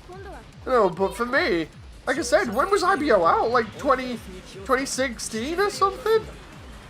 Somebody find out when IBO's release was, because I can't right now, obviously, because I was playing, but it would be really, like, it would be really helpful. I would really appreciate it. I'm not, like, trying to order anybody round. I really should reword it. Can somebody please find out when IBO was out? You know. Hey Dave, what was your opinion on Hush? Honestly, I don't think I have one. I don't think I've seen it. Audio says, it was the part where Mika saves him and he's looking up at Barbie's back and it reminds him of the founder and Bile standing up to his enemies with his power. Oh yeah, I remember that bit. So he just... Oh, wait. I'm trying to remember Hush. Was Hush the Shino's lover? I'm trying to remember. Or ended up being Shino's lover. I'm trying to remember all the characters. Oh no, wait, no. Sorry. That was one of the other characters. Hush was the other guy that ended up getting taken out. He was in the Teiwaz suit at the very end. He was Mika's sort of like study. He got carried a lot by Mika, yeah. Honestly, for Hush, I wanted him to be more of a character. You know, like, Hush seemed like that guy that he starts off weak and then maybe ends up being like Akihiro or somebody, or Ride, where he gets some really good moments. I didn't expect him to get a Gundam frame, but I actually expected him to learn more from Mika, but it seems like he just didn't. You know, Hush wanted to be Mika. He wanted power. He wanted to be somebody. He wanted to kind of prove himself. That's really relatable. But, yeah, he just, you know, he didn't go anywhere with his story. Again, it's just, he's there. He's a background character. He helps Mika, then he dies. I really would have wanted more of these side characters to have more to them, you know, because they were interesting. Like, there are so many bits about IBO that are interesting. I feel like certain bits were just wasted, and it... No joke, I'm getting really frustrated just talking about it right now. It's just incredibly frustrating, because I get really passionate about, like, stuff like that, like characters that, like, look like they're gonna have an interesting story arc, and then it just goes nowhere. It's like, he's there. He's in the background a lot. He talks about potentially getting out or wanting to maybe make something of himself by being as strong as Mika. And he doesn't learn anything. He's just there. He carries Mika around. He dies. You know. Oh, it's so infuriating. All he wants is Mika's recognition and respect. He did get it at the end. Yeah, he did get it when Mika told him to hold the line. I don't know, man. I felt like they could have done more with him. Gun says, looking more at Mecha Kaikotu's HG IBO videos. They came out about 6 years ago, so I think that's probably how old IBO is, says Guns. Thank you very much for looking up that, Guns. I appreciate that, primarily because I couldn't do it myself because of, you know, everything going on screen. But yeah, if it's like 6 years ago since I watched it, of course I'm not going to remember it as well as some other people. You know, especially because I've watched a ton of other stuff since, and then of course I've got stuff like streaming going on. Then I've got different other things that I've focused on in the time being. And just, like, I definitely think I was more, like, if you look at the stuff that I've covered on the channel in the past, I was way more into stuff like Re-Rise, and it's not because it had a sort of like kiddie, sort of more basic sort of storyline, because it really didn't. Like, look at how much I got invested in Re-Rise and then mentioned it on, like, streams and everything else. I think that was because, one, I felt like it had more of a connection and a better storyline that I could follow. And two, like, that was a really, really, really emotional storyline for me that covered a lot of, like, sort of things that you'd expect from a more adult series. But it did it in such a way where it didn't feel like you were disconnected. and you could keep more of a track on what was happening, you know. And it wasn't so much, oh, the good guys won again, you know, so there you go. If the good guys hadn't have won, I still would have been connected to it, or felt like I had more of a connection to it, primarily because, you know, of how the story was told. You know, IBO was aired in 2015. Jesus.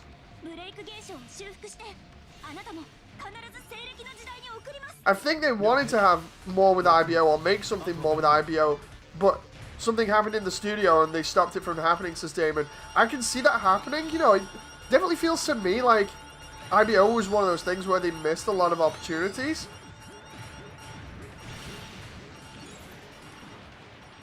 Re-Rise was better because it was a major turnaround from Divers. Honestly, I don't know, man. I feel like Divers, because it tiptoed that whole thing about dealing with grief and everything that's so relatable. I think about when Re-Rise covered that for me, and you start realizing that's what it's about, you know, that's where you get a little bit more invested with it, you know. At least I know I did. It's like, it wasn't always apparent at the beginning, because you just have that mystery, you know, and you're like, okay, what's the mystery, what's going on here, where's the character that's missing, can we still find them, what's going to happen, and that's the initial part of the show. But then when you see it slowly turning into that, it's like, it's a grief story mixed with people trying to overcome problems that they have that get in the way of them actually being better people. That's much more of a relatable story to me. You know, Divers on its own, just standard Divers Season 1, was definitely more kiddie-ish. There was no way I could really relate to that properly, and I feel like that's why I only enjoyed episode 13 in it. And that's because, and, you know, I bring it up so often, but 13 was where you actually saw the characters struggle, or at least you saw Riku struggle against something that he couldn't properly deal with, and he then had to work for something, whereas everything else is kind of just handed to him.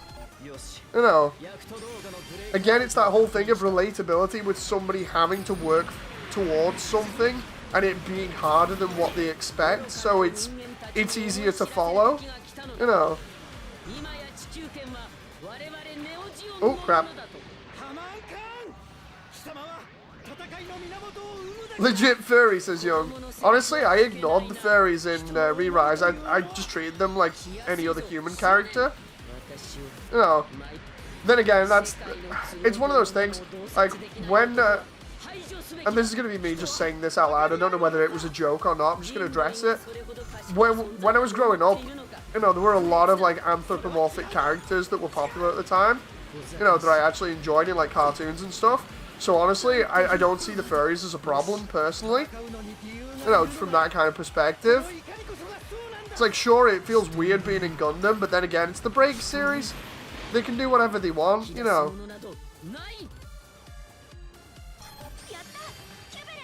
Like, to be honest, the way that the storyline was done, I don't mind the furries because the storyline was just handled so much better.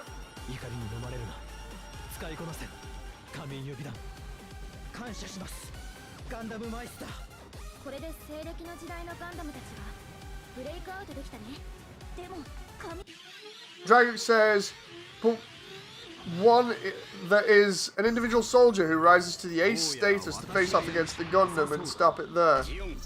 Let you decide at the end. Wait, what?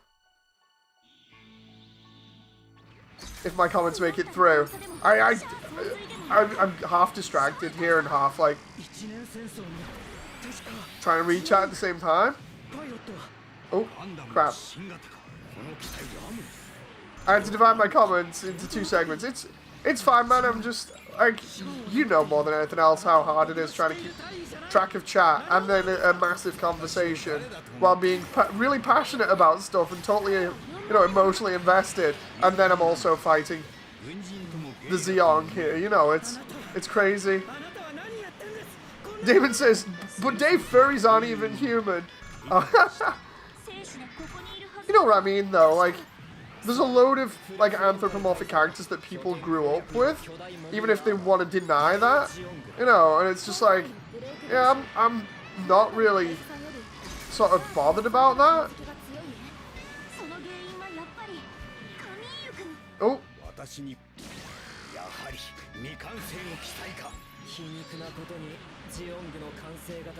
Like Sonic, says Damon. Exactly right. Oh crap. Funniest part is, it's like I've gone on about in the Sonic streams ages ago about how much I like Sonic as a franchise. And how much I like Sega stuff. And most of Sega's like early stuff is like mascot stuff with like animals or whatever else. You know, and then that doesn't even get into stuff like Looney Tunes or whatever. So it's like there were a lot of anthropomorphic characters growing up that it's just like, I'm used to it. Before it became a whole thing of people fetishizing it, which is just wrong. Just really wrong. But we won't go into that part of the conversation for obvious reasons. Tom and Jerry, yeah. No, he's like Sonic Shoes as young. No. You know what I mean though? I've got enough like Sega stuff on the channel, including a bunch of Sonic games, to show, you know, me enjoying that franchise. Even if it does go off the rails. Dave hates furries, confirms this, David. Clip it. No! Twisting my words again. Twisting my words again and being mean. In Re-Rise, couldn't the characters transport their suits back to Earth, says John, since they were transported to a real-life alien world? Good point, actually. Because it's like it's across the other side of the universe or something. So potentially, yeah.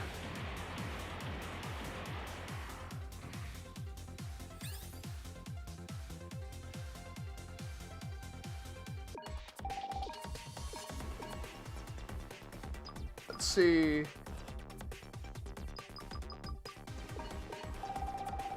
Ooh, new Gundam's leveling up.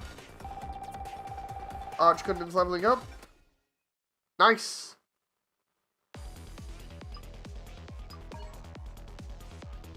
Let's see what we got here. We got... Jeez, I forgot how long some of these missions are.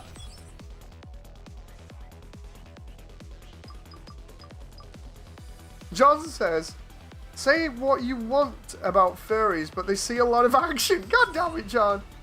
That's just wrong. I think it's interesting, says Ultras, that an AI like Sarah and May are possible remnants of the original inhabitants of that planet. Like, seriously, I want the build series to continue. Especially that storyline. Like, continuing it on, but say, like, in another 10 years, because they've kind of built up to it over time. They've done, like, beginning G, then leave it a couple of years, and then beginning G is referenced a little bit in Build Fighters and Build Fighters Try. Build Fighters Try being obviously after Build Fighters. Then they've got Build Divers, and then Build Divers Re-Rise. You know, so it's a long-running series by now. Keep it running in the side. I mentioned this in like multiple streams. If they kept the build series going and just had it as a side thing, constantly running alongside the other more classic style stuff that you come to expect, maybe even throw in an SD series there as well as another like continuing thing, because World Heroes is just goddamn amazing right now.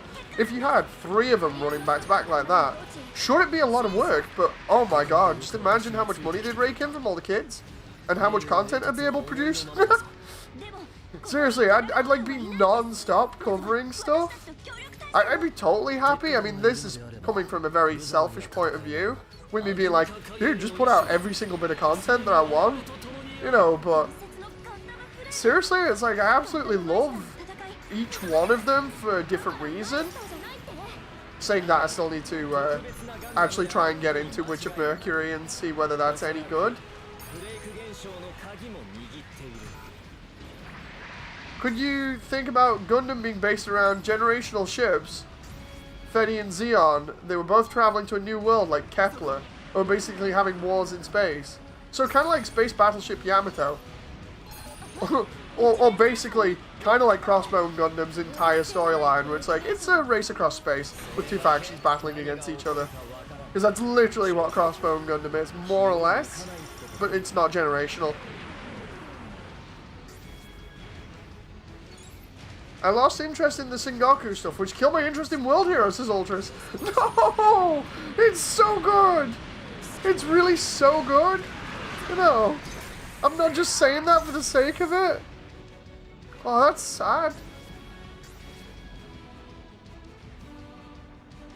Oh, I know this is going to be really obvious and really silly, but goddamn Fight is a bang. I think this is Fight from Double O's OST. Such a banger. John says, does Divers take place in the same storyline as Build Fighters? It takes place after, I believe, like way, way after. Crossbones wasn't a race, more or less. It kind of was. It's a race against the enemies to get back to Earth that are getting stopped by other ones along the way.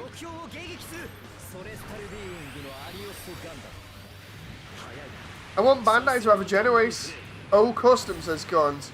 They have a high-grade Build Fighters and high-grade Build Divers lines to make an excuse for it, even if it's a recolored parts for arms and legs.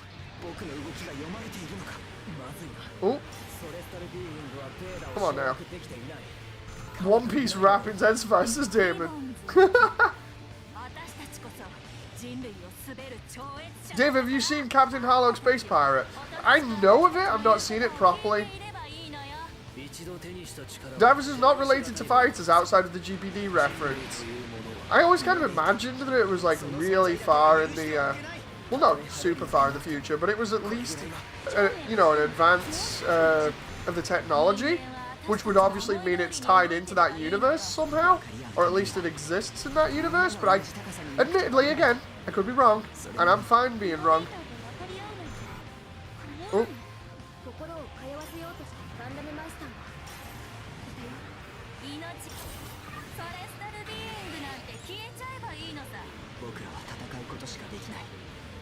Dragon says, now I'm missing out on stuff. Because you're missing out on Build Fighters. Oh, dude. I'm gonna have to do like a watch. Like I said, I'll do a watch stream for all of the SD stuff that's out if you want. No, we do like a watch stream like we did for Sympho Gear and stuff. I'd be totally down for that. It's just nobody else is really taking me up on that offer right now. It's just me on my lonesome watching SD. Which is why I'm not going ahead with it. Like, for anybody that wants to give it a shot, I'm all in. Also, just realized I need to dab on the enemy here.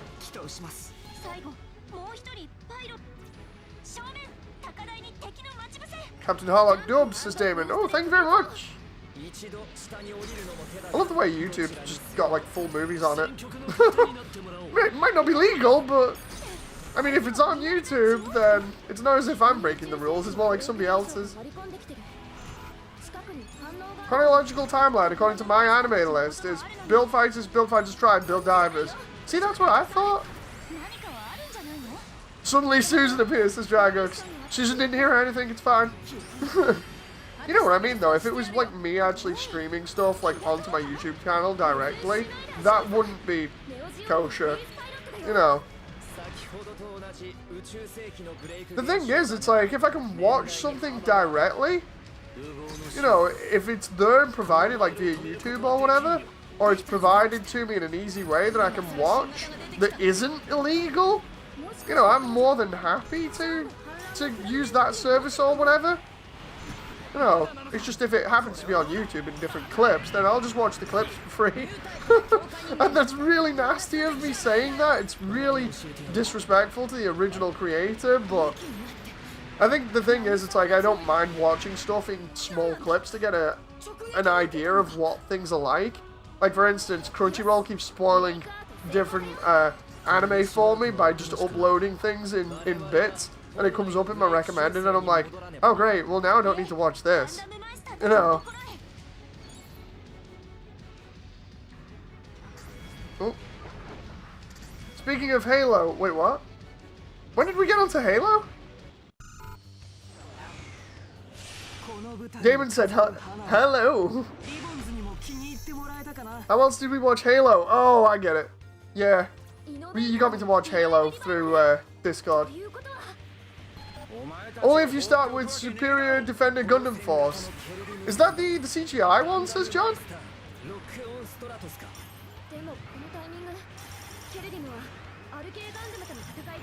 Hallelujah, because God this director may actually play Halo, says Dragos. Dude, have you got the Master Chief Collection? Because, like, I'm all down for playing the Master Chief Collection, the classic stuff with everybody, as long as it's not Halo 4. You know. I'm all for arranging multiplayer nights between us so we can just have a laugh on Discord, you know. It's the one with the Captain Gundam, says John. Yeah, I thought so. I mean, I'm down for watching it. I'll give anything a shot right now. I have MCC on PC, just no one plays it. I do! Dude, if we turned around and announced it in chat, we're gonna have a, like a game night or something and got people together, I'm sure we could do that. You know, because you're already doing it with Gundam. We just promote it as like a side thing that people can do to have a laugh on the channel. People will come. John, if we played like the old Halo multiplayer, because I know you've got it on PC, you down for that? Just like having a mess around.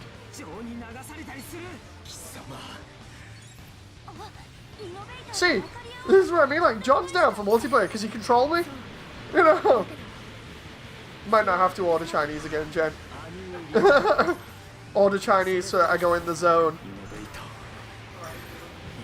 But yeah, by all means, you know, if everybody's down for doing like game nights and stuff like that, when I've got, you know, like free space normally, when it's between me playing with like Sean and Stu on Wednesdays and Fridays, and Mondays is with Jen now. We're trying to do like a schedule thing where Mondays is with Jen. But if it fits in, like if I turn around and be like, oh, okay, I'm doing like a couple of hours with Jen and then I come off and somebody's like, do you want to play Halo? I'm totally down for that. You know, whether it's like Tuesday or whatever else I've got free time. You know, because despite my situation and the fact that I don't particularly like it, I basically could just free up any time I want where I'm not like doing an errand or whatever. So I'm all down for that if it's more content and having a laugh with everybody.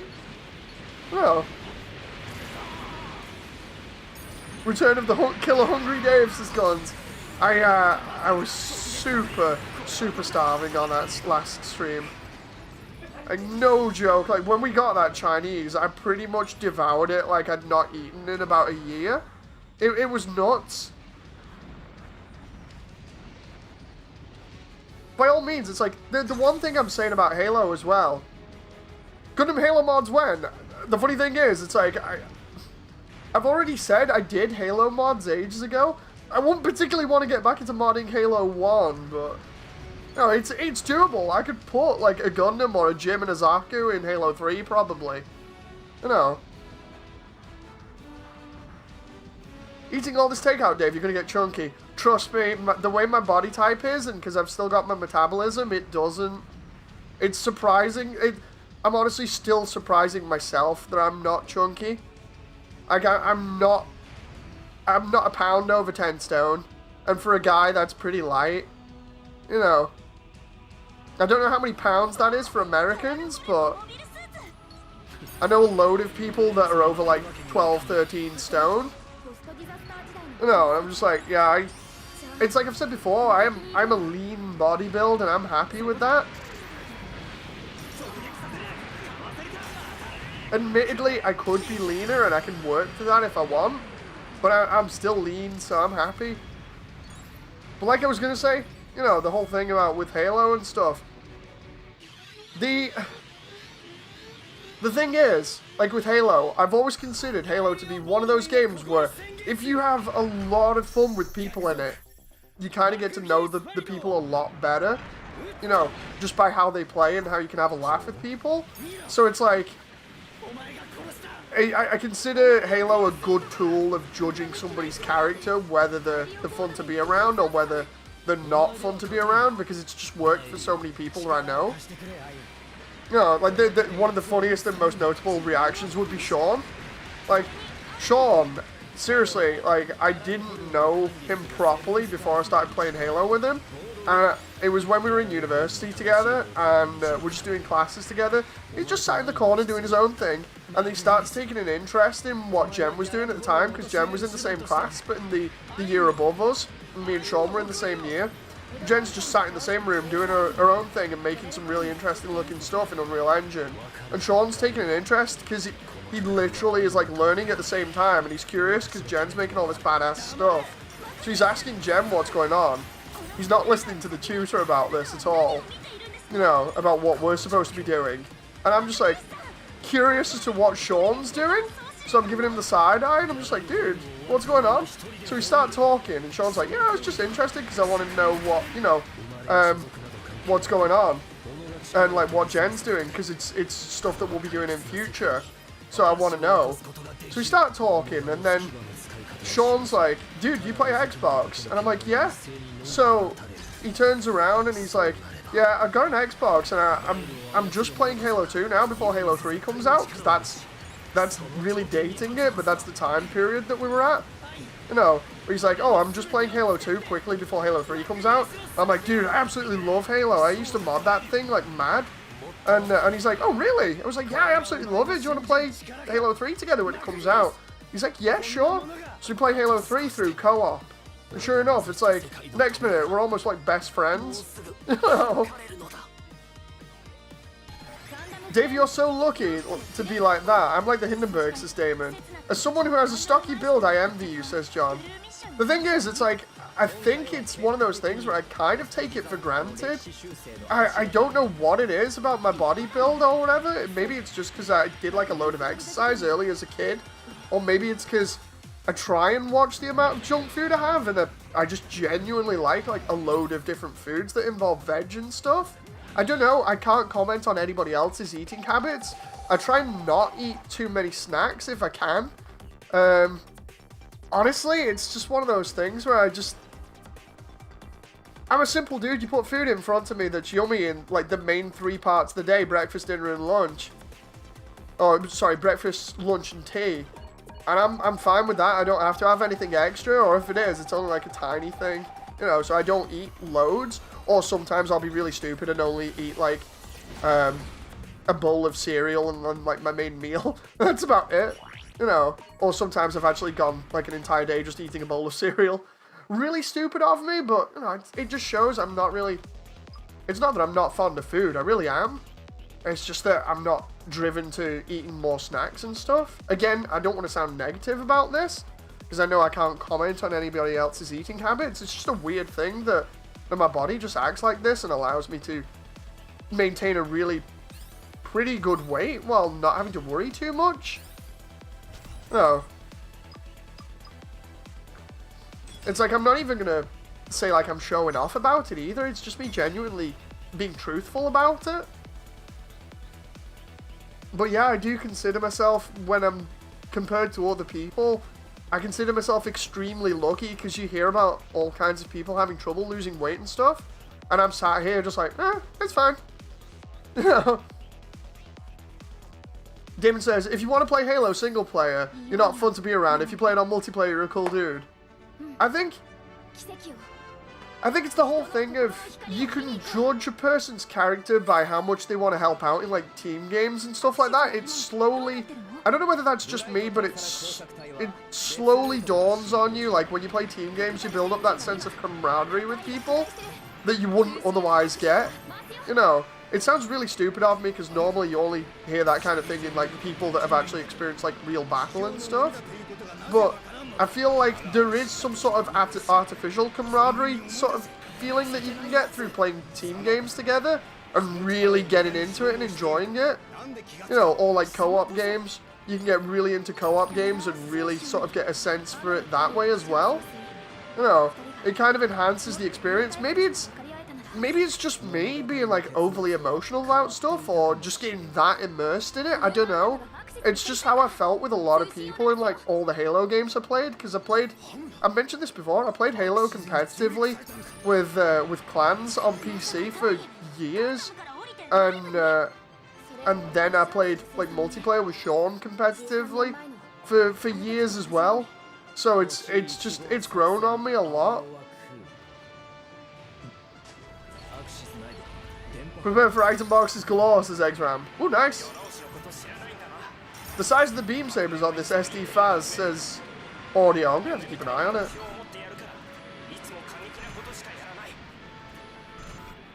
Oh. Oh, there's that. Is that the double beam rifle or the ham? No, it's not the double. It's the shoulder cannon thing, not it? I think. I'm trying to keep an eye on the Faz. Oh, there it is. I see the chunky beam saber now. I love the hyper beam sabers on the double Zeta, because they're just ridiculous in size. It's just like What is going on here? John says, I'm fine having a broad and stocky build. I can never be small since I physically can't. Think, in terms of like, in terms of building stuff, there's the beam saber. In terms of building stuff, it's like, I've always been kind of small anyway. I think I'm not even, I think I'm just about 5'6", 5'7" in height, I think. Maybe 5'8". Yeah. It's like I've always had that small kind of slender build to me. I definitely think the exercise at a young age helped, because I mentioned this as well, like I really enjoyed doing, because of my condition, I really enjoyed doing swimming. It's the only thing I can do without it affecting my condition. So I spent a long time doing swimming as a kid, up until, I think I was like 12 or something. Like doing competitions and other stuff. So that probably helped. And then of course in high school you do all kinds of stuff. Like in high school I like doing hockey and rugby. Even though it affected my condition. So it's kind of kept stuff up, and then after that I did like a little bit of messing around, trying out free running and parkour when I was in college and uni.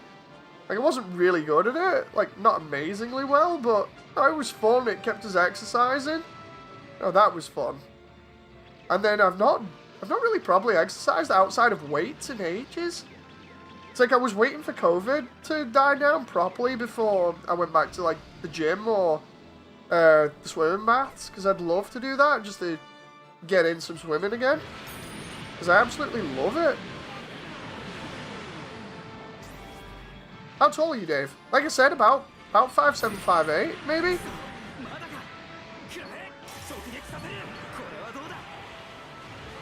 Oh, okay. Jen says she's about 5'7", so I'm about 5'6" then. Because I'm about a foot smaller than Jen, which is actually pretty funny. I know, I'm messing.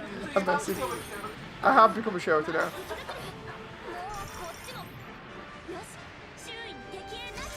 It's like one of those things where it's just you miss talk something. I don't know. My voice and my brain are trying to keep up with what's going on screen, and I'm just like, eh.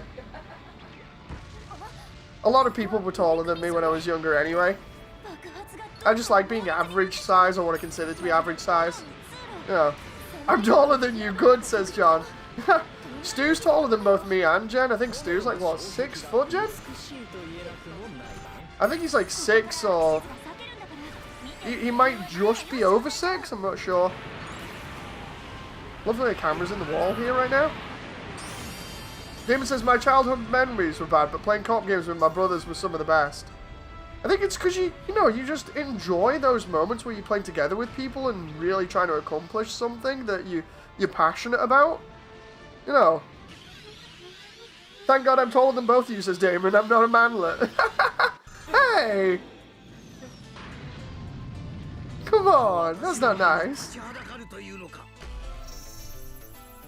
Oh, here's Shah.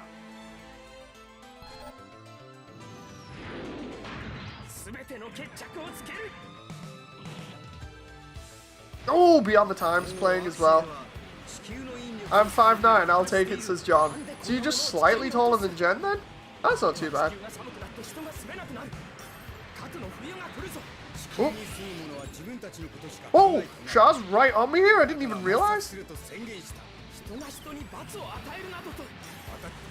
Damon says I'm 6'1", so that's more or less like Stu then? Ooh. Oh. Oh no, I thought I blocked that.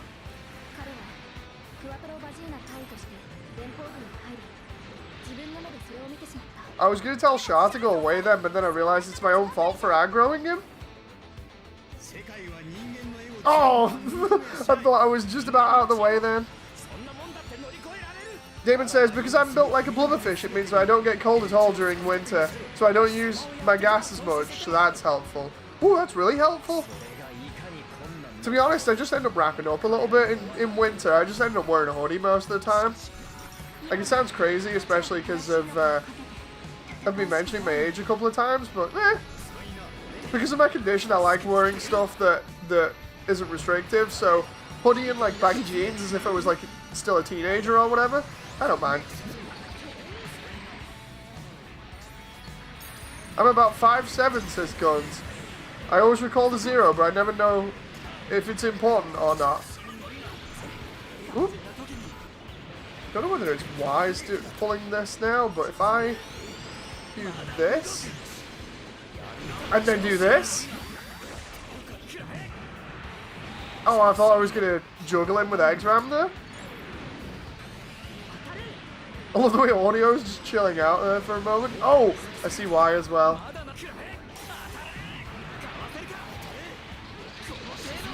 I saw that coming and I thought I'll guard it, and he broke through my guard.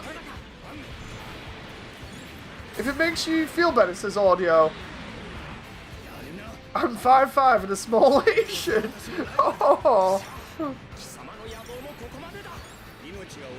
To be honest, you're not that much smaller. Oh, John got censored there. I had to uncensor that.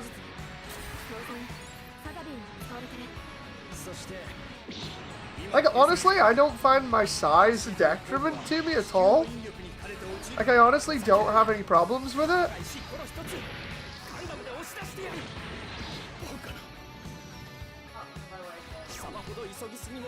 Apart from what, Jen? Apart from if Jen decides to wear heels, yeah. Then it makes me look like I really am tiny.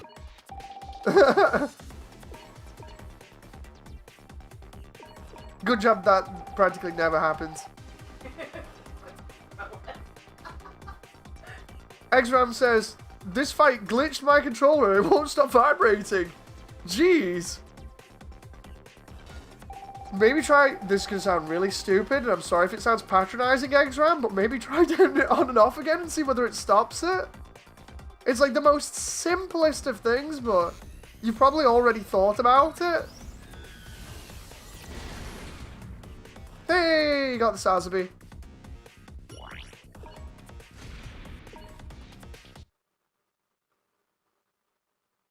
You have to shout up at her in orbit in case she steps on you, says Damon. Yeah, more or less. She's got a head in the clouds. I'm just there like, Jen, Jen, Jen. There's just like an echo in the background. Oh, here we go. The best part about the G Gundam missions. Oh, I'm gonna love this. Damon says, I'm kidding. Yeah, it's fine. Xram says that fixed it. Yay! No more out of control vibrating controller. John says he looks up and all he sees is Pumbaa. No comment. I'm just gonna sit here and laugh about it.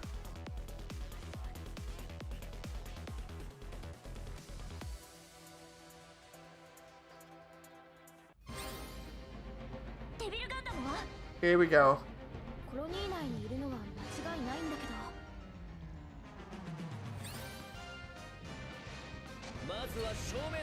Come on now. You have to fight off all the Dark Army here and then get to the Devil Gundam. Oh.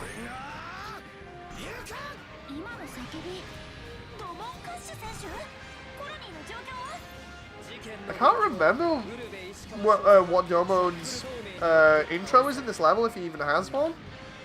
I just talked to Jen the other day about Master's intro in the IBO mission. So goddamn good. I remember Domon has one in the, I think the Wing missions, where he's on top of one of the boxes. That's really good as well. That reminds me, you know, because they've done an RG God Gundam. Can we get an RG Master Gundam? That would be so good. You know, because they've done like the RG Crossbone, and then they did the RG Crossbone X2, I believe. Just Master Gundam, please, when? I would so love that, just to see how they improve the design of the Master Gundam for real grade, especially because they've not done a Master Grade of it. Like, they've not done an upgraded Master Grade, I should say, since the initial run. That'd be so cool.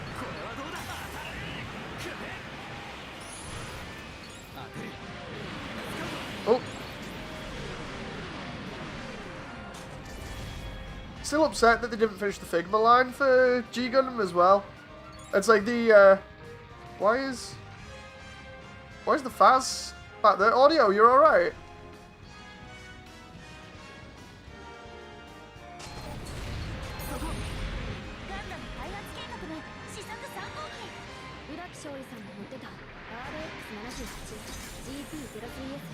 I love how some bash the Devil Gundam with the Neo Zeon to get the Neo Dark Zeons as Trixie. We're going to have a look at that. Or how about if you somehow do it? Thing is, it's like I've got the high grade Devil Gundam that I still want to edit. I saw somebody do like a really good edit ages ago. It was one of the first things I wanted to do with kits before I got a massive backlog. Just give it me Dion Wayne Master Gundam. Sorry, I was typing, gaming as well. Oh, it's fine, it's fine. Like, back on track here. Yeah, I've got the high grade Devil Gundam despite its flaws, because the idea was it was going to be one of the first proper kits I try and do up. Even with my backlog, or before my backlog got so massive, you have to use the Bolden Arms kit for the extra joints. Apparently a lot of people use that for giving extra movement to suits that wouldn't normally have it. And then I got the, what was it, the Star Burning Gundam? The one from the OVA? The one that's piloted opposite the, no, what was it? Trying to remember. It's the other one that Reiji uses at the end of the OVA.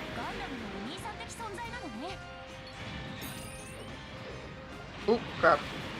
Because I got that to use as the head unit, I believe. Because the head unit is extremely similar and can be modified.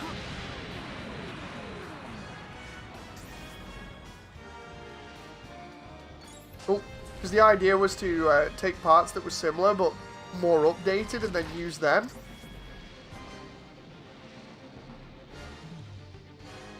Honestly, I can't wait to get around to that and hope it comes out alright.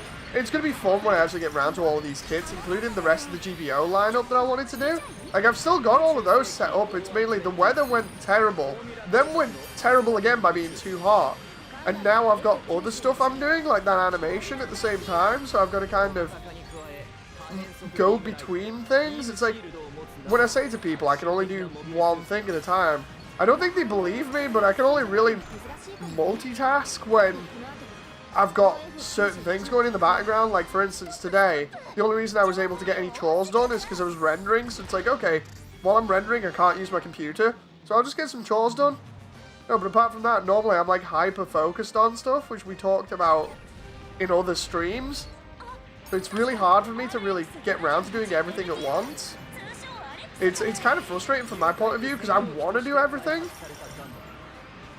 Oh. It probably was the Star Burning, says Guns. I hope they do a Volume 2 DLC for this game, says Audio. I hope they keep supporting this game for a long time. Because I'd love for them to just make like a ton of DLC for it. They keep making DLC, I'll keep buying it, because at the moment, like, I know we've got the first season pass for this, but a season pass implies there's going to be multiple seasons in future. I would love for that to be the case. It's amazing how many versions of the Burning and God Gundam there are in the Build Fighters and Backlog. I'm more amazed with how many freaking G Gundam references they keep making without making a sequel to it, or even like doing anything else with G Gundam outside of its initial ending. You know, it's like, if you're teasing it that much, give us upgrades, which is why I was happy when they give us the real grade God Gundam, because it's basically a miniaturized version of the high res. But I would love for them to finish off the figure line, because they did a figure line ages ago, and it was Master, Domon, and Rain as Figmas, but they didn't finish it off. I think they did Master and Domon, or they just did Domon. But they didn't ever do Rain past the prototyping phase. It's like, come on. Wasn't the main character of Build Fighters trying is his master was a Domon clone. It was implied that it was supposed to be Domon, yeah? Especially in the intro and then the story. It's kind of a weird turn for it, but... Oh! Do not want to be close to an infighter suit like this. Oh, whoa, I've never seen that before. That's awesome. You can see the Gundam heads. That's homing. I was going to say those are beam cannons all over it, because they really are, but I didn't see that homing shot before. Oh my god. I was going to say, I don't believe I pulled that off, and the next minute he just charge rushes me. I just getting some shots here. Or rather, she does, because it's a she, not a he. If I'm being accurate. Oh, come on. I need to heal. Oh, come on now. If I keep up the damage here. Oh, close. Now she's going to do it again? No, she's not. She's going to do homing. God.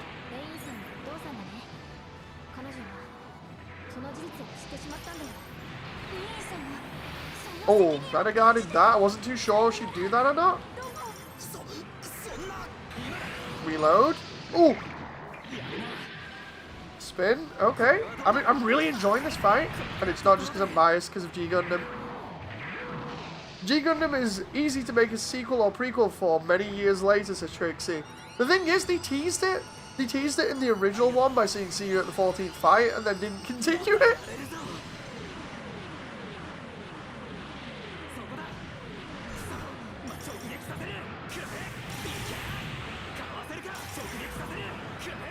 The Rain and Domo burning finger, says Trixie. Oh, the love. Oh no, wait. Love Sekiha Tenkyoken?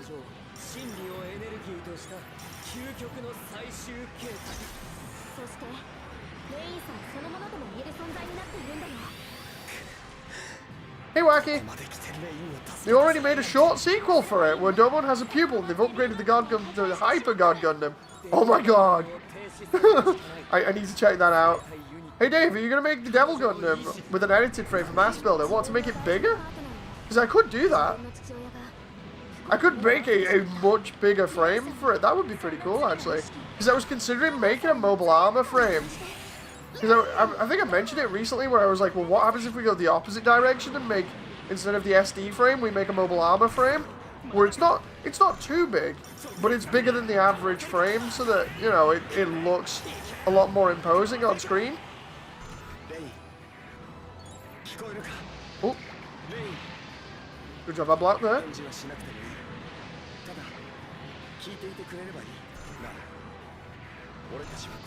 Come on. Oh!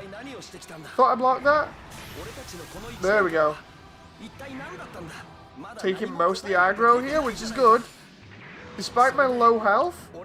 Oh, she's got grabby arms. That's not nice. Oh! Oh! Beam cannons, proper beam cannons.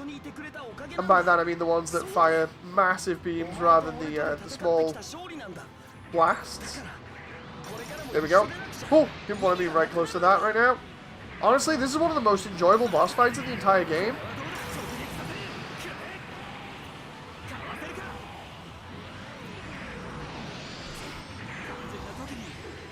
Oh, grabby hands.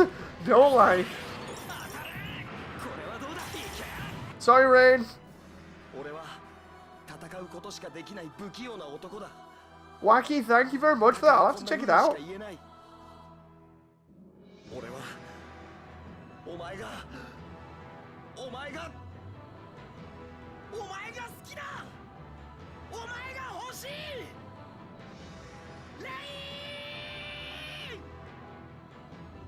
Love that bit in the show. So cool.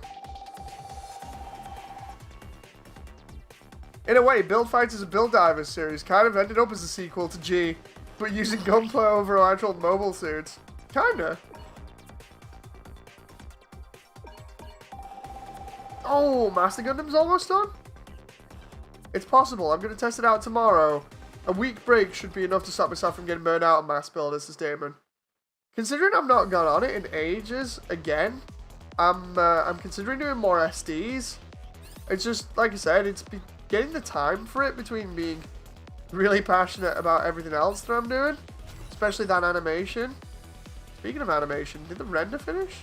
Oh, the render finished properly again, because I did all the images, then I put them through as a video file. I checked the video file out later on. Didn't get this far in SD yet, Moody says classic. In the simulator in GBO2, this boss would be cool. The thing is, it's a Future Century unit, so it wouldn't be included, unfortunately, but it would be cool. Wacky says, it's only a short story, but it's a nice manga called Mobile Fighter G Gundam Side Story of the Next Generation. I'm so going to have to check that out now. Thank you very much, Wacky. Yet again, you show up and tell me stuff that I really don't know, but I really enjoy otherwise. I was like, so just wondering, Dave, if you like this, there's this side element to it. I'm like, oh, that's great. I like it when people show up and get me interested more in the material or bring to light something that I didn't know about, because it just makes me go and seek it out. And then I can just see how good it is. Oh my god, what happened there? That was the camera potentially getting stuck in something or whatever for a moment.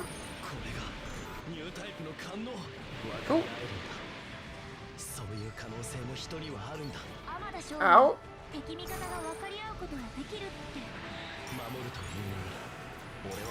Oh. That reminds me, that was another thing that I found out today via somebody else. Gundam Katana has an upgraded version apparently of the Alex that has some crazy like funnel system. You probably know a bit, Wacky. It's the, what is it, the NTX? It was on the wiki. Somebody posted an image of it on, I think it was Wiki. And I was like, wait a minute, what the heck is that suit? Because it looked interesting. And then I looked it up and I'm like, wait a minute, this looks nuts. Like, its funnels look crazy. Or at least they look like funnels. For anyone that's like got the ability to look it up now, look at the Gundam NTX. It's like essentially a mix between the new and the Alex a little bit. It's crazy. But it's only in Katana. If the Alex and the new Gundam merged, it would be a deadly MS for Amuro. Seriously, it's crazy looking at it because the design is massive. Like the funnels on the backpack, it's only got 2 of them, but they seem like the crazy powerful from some of the images that are shown. I didn't look too much at the specs or anything. I literally did the very simple Dave equals simple man kind of thing and just looked at the pretty pictures and went, okay, this is a cool design. You know. Wacky says, ah yes, the NTX, but I don't actually recall that thing being in Gundam Katana. I recall it the first suit appearing in the G-Gen games. If Katana canonized it, that's news to me. Yeah, go on the wiki real quick. It shows images of it, and apparently it's in Katana. The wiki mentions it being in there, because when you look at the mechanical section, it's in there listed. I don't know whether the wiki's accurate or whatever, it's just me being like, oh, it's on the wiki, so of course it must be, you know, fine. People can edit the wiki, so it's probably... I don't know whether it's true or not, but... I think there are pages of Katana with it drawn in that art style, so...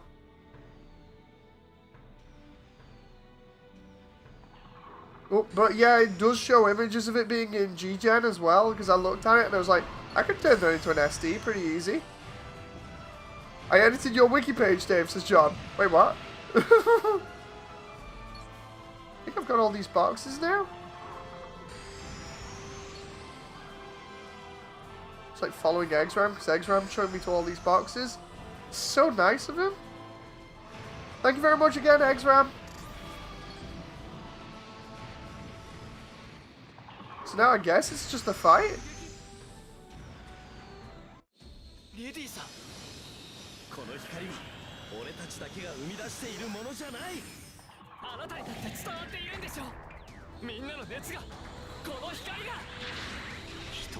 The NTX does look like a cross between the Alex and the new, and the funnels are like the Strike Freedom, says Trixie. It's nuts. Like I love finding out about suits that I never knew about before. You know. Ah, there's the link on Discord. Like, seriously, the wiki's got like a ridiculous amount of suits that you just would never know about otherwise. I'm trying to help a bit, but I also want the boxes to say X-Ram. Just checked. I'm glad, and you're right, I'm glad they did that, because the NTX is based as hell. I'm glad they acknowledged its existence outside the games. I feel like, with the way things are going, with certain media seemingly, it's almost like they want to try and canonize a lot of the stuff that seems to be, oh crap, in the games or extended media, which is actually kind of cool, because you don't often get that kind of thing happening with other, you know, franchises or stuff.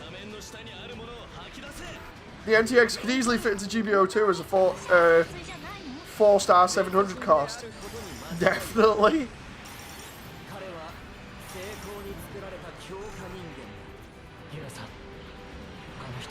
Gun says it's funny seeing Dave and X-Ram go box hunting while Banage and Riddy are soloing the Neo Zeon.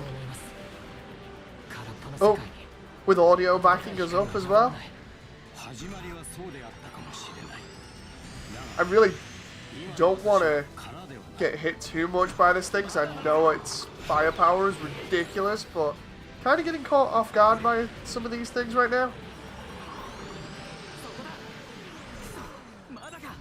I just can't wait to check out my render after the stream. It's been going literally for like all day. And then I've got to do another version of it that'll run all night.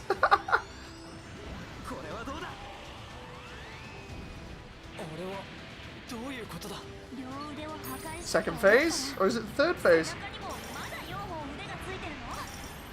I'm just going to lay down a massive amount of firepower here in a moment. And then take all the aggro, probably. Not wise of me, but... Your PC is going to fry, says John. Hopefully not. Oh, it actually... Oh. Oh my god, he grabbed me just after I came out of that.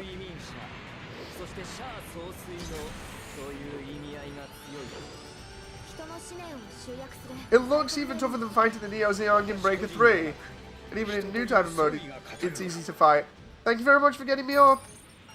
It's hard because of how fast it is. A lot of the bosses are harder because of how fast they are. Like, they can react super fast. And one thing that I like about this game, but for the bosses it makes it harder, is the fact that they act exactly like you'd expect them to from the show. It's basically like, if you... This is going to sound really stupid and patronizing to certain people. Oh crap, Psycho Shard makes it so I can't use certain weapons. Hey, I was just about to say, if you've ever seen the stuff that they come out of, like, if somebody's not seen Unicorn, they won't know. But if you've ever seen the source material, then it basically acts exactly like the source material. You know, so it's almost like you're actively acting out the fight, but in game mode. It's why I like this so much, you know, because it puts you in different scenarios, and it's more or less like you're there experiencing it. Maybe it's just me being cringe because I'm too immersed in the game. Maybe people call that cringe, but honestly, I just call it me being really passionate and actually feeling like I'm fighting tooth and nail to actually stay alive here right now. I like that level of immersion in games, and it's not something that happens very often unless you're really enjoying yourself, you know. Ooh. It's that kind of thing that makes you dodge from bullets when you're in a game, even though you know it's a game and you shouldn't need to dodge in real life, but you dodge anyway. You know. What weapons does Psycho Shards disable? I think it's projectiles, because most of my missiles got cancelled out there, seemingly. Oh! Oh, I'm down again. That's what I get for trying to aggro him so much. God damn it, John.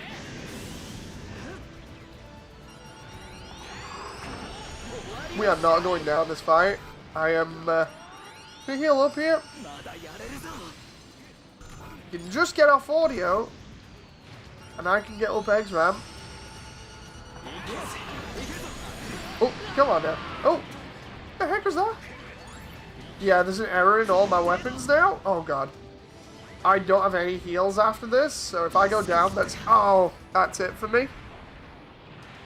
That's unfortunate.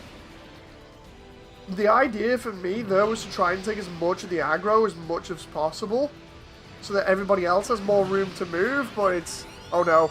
X-Ram, watch yourself, he's aggroing. Right. Just... Oh! I can get round here to get audio. Oh crap. I need to take his aggro right now. Even if I don't have any way of defending against it. Come on, my Thunderbolt should be able to at least try and deal with this a little bit.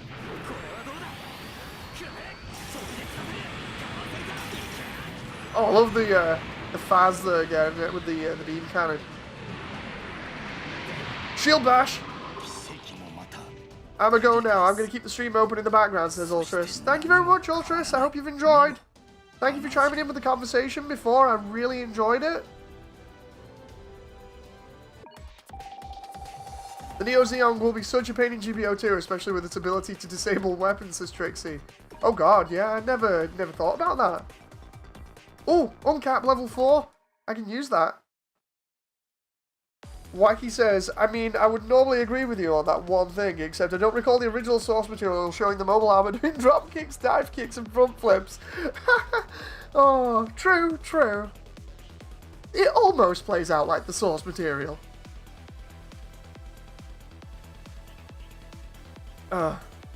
Only a night of punching and kicking will stop the Neo Zeon, says Guns. Hi Wolf, nice to see you again. Just gonna see if I can uncap now. Oh, wait, I thought I got uncap 4 parts. Or maybe I can't do it yet. Or how the Shambalo can run like a speedy MS, says Audio. Yeah, I was gonna bring that up as well myself and be like, yeah, the Shambalo is an exception with how fast it is.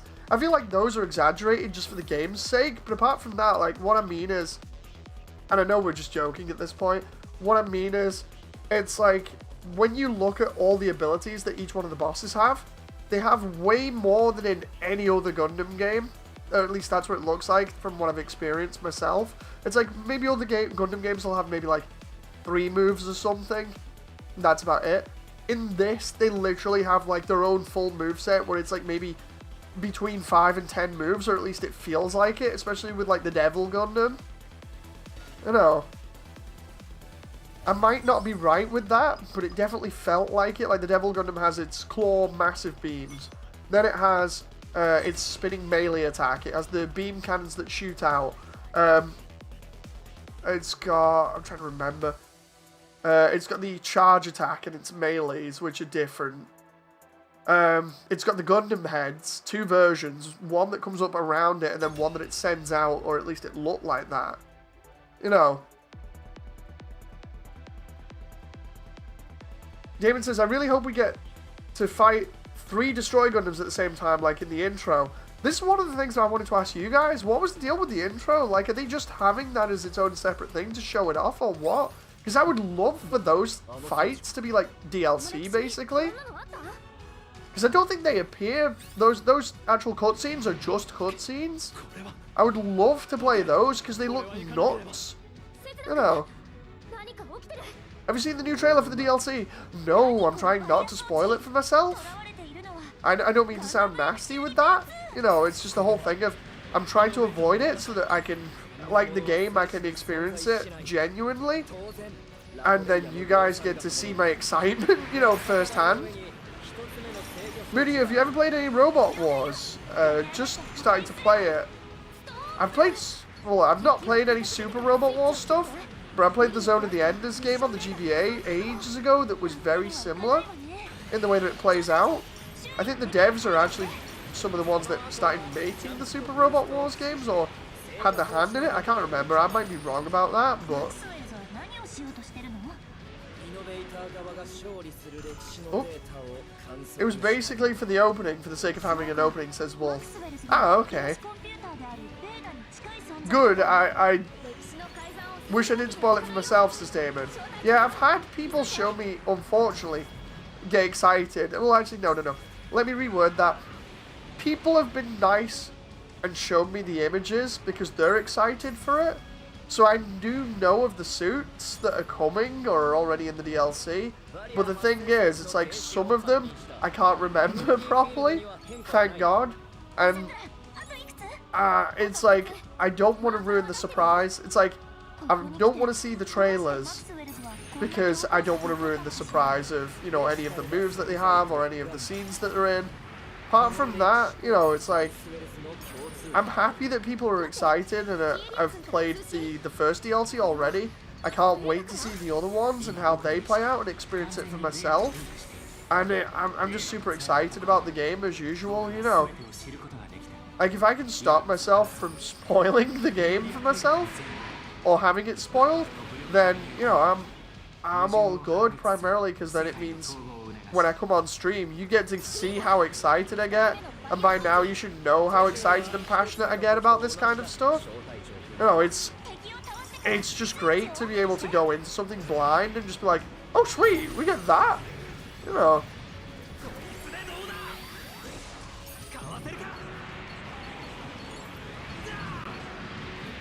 Oh my god, just laying into these Alos suits here now. There we go, making some money, making it rain. Different developers. Super Robot Wars was built by Bram Presto, now BB Studios, while SDG Generation is made by Tom Create.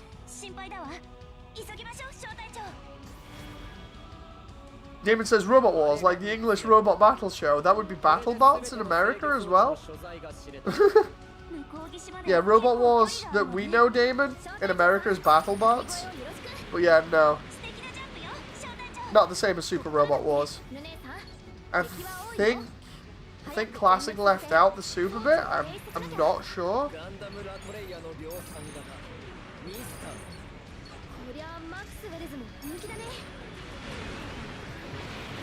Come on now. I God, I have no other weapons here. I'm busy like spamming thinking I need to wait and reload. I won't spoil anything, but I will say that if they ever make an SD Gundam Battle Alliance 2, they follow a formula more like the DLC missions rather than the base first game. This is Wolf. Ooh, interesting. Sounds like the DLC is going to be way more involved and interesting then. Like, honestly, I'd love for them to expand on this. Again, I don't know what the reception was for this game, but from when we were doing it, like, when we were doing it on stream and what I was hearing from everybody that was actually giving the game a try and not just being prejudiced to it because of its art style or anything, or being nasty on Steam because of certain things, everybody that I talked to was like, yeah, I absolutely love the game, I can't stop playing it, it's fantastic. You know, so if it got that for more than just the people that I talked to or I saw, then I'd love to think that it did well and that it warrants a sequel and extra support via DLC. You know, I cross my fingers for it, I really do, because it's so much fun.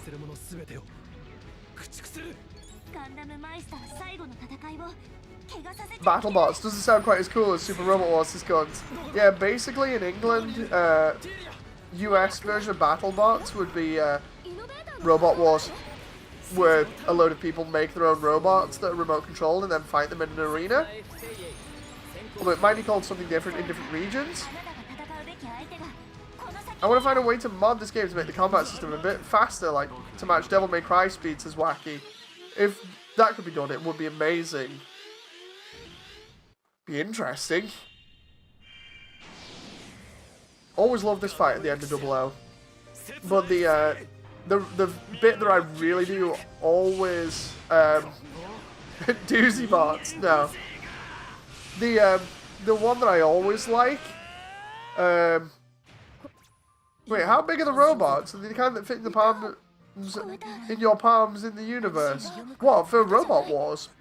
Like English Robot Wars? They're basically just like remote controlled cars.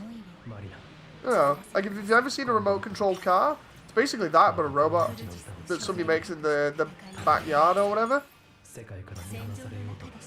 Basically, imagine like a games console that has razor blades on it. About that size. Oh, and it's remote controlled.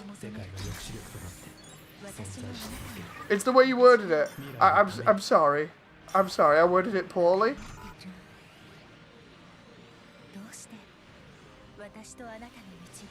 Trying to remember, you know the stuff that's going on in the background now. Isn't this Setsuna talking to Marina? Or is it this Marina's chat that she does at the end? I'm trying to remember. Sounds a bit like it.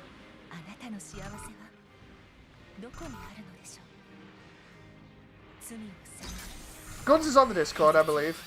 Damon. You can just tag him in it.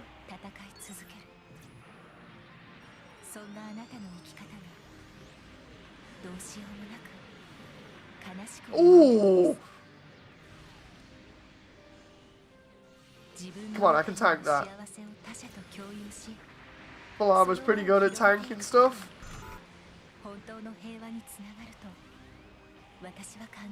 Spam beam cannon over here from range.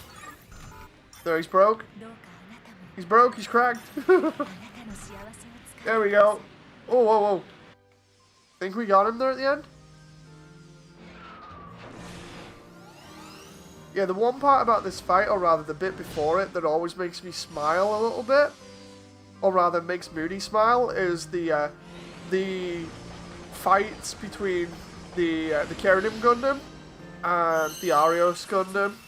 Like, they're individual fights, and then the Arios, more or less, kind of muscling in on the fight between Ribbons and Setsuna at the end. Oh, it's just really good.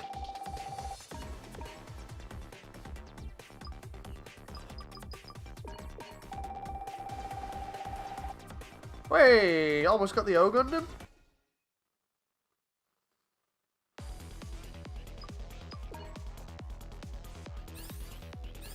I think we're... Oh, there we go. Last fight, then? I think this one might be hard.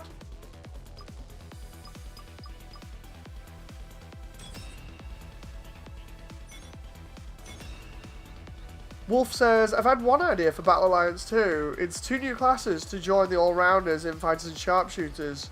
The ones I've come with are called Getaways and Mix-Ups. Ooh, okay. Want to go a little bit more into that, Wolf? Like, what's the deal? What makes Getaways and Mix-Ups special? I don't want to sound like aggressive. It's like, I'm actually curious now.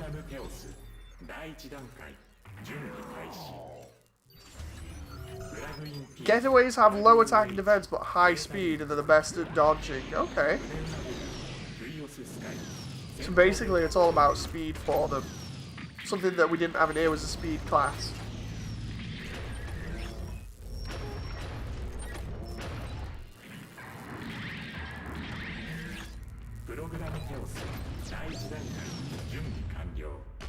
Oh, here's the big boy.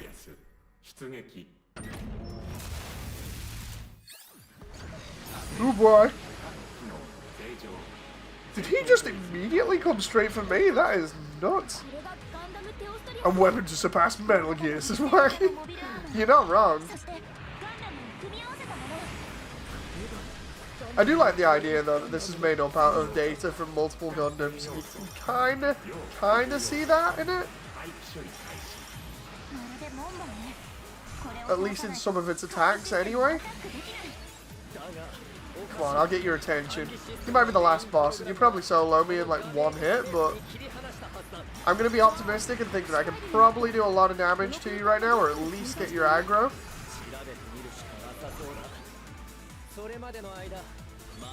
Vanessa says, rules of nature! He tapped you first because he knows you're recording and streaming. Says Guns. Oh, he's after me now. Oh, I've just seen eggs ramps down? Come on, I can block this, right? Where's eggs ramp? Where's eggs ramp? Oh, he's... No, no, no. No, no, no, no. Stay on me. Stay on me.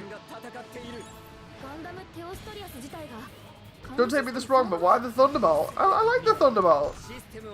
Why not the Thunderbolt? It's the only high-level suit I've got. Hang on, X-Ram, I thought audio was getting you.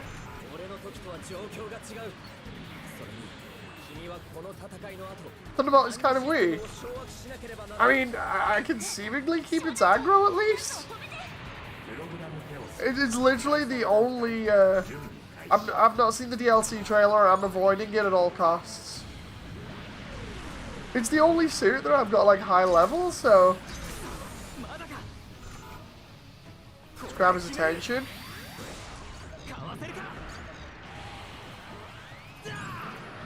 There we go. Come on, they need to heal. Come over here.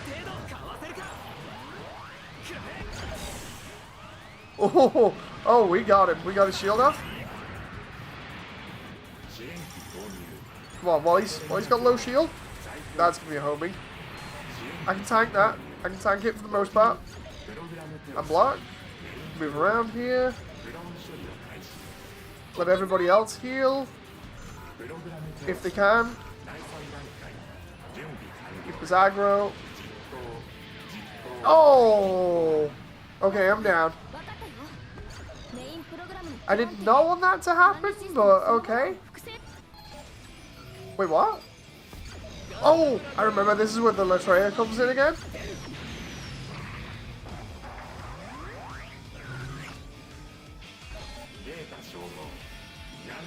Thank you very much, X-Ram. Right, let's get out of here for a moment so I can heal.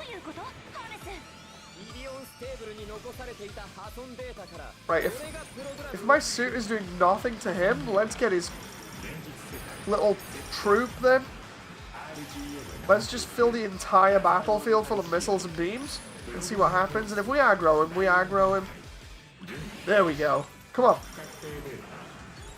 You want to focus at anything because the other two are pretty good at dishing out damage. Focus on me so I can at least block your stuff. Come on.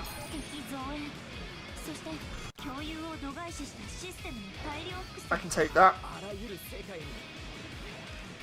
Why is everything not reloaded? I swear I just did. Do they have transfer? Kind of look like it a little bit there. There we go.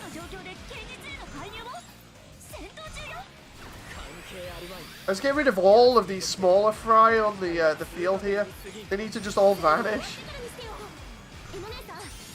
They're getting in the way and they're making it awkward for everybody.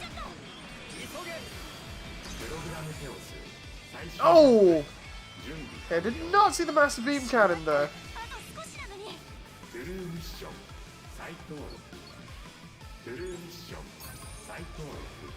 He's almost done.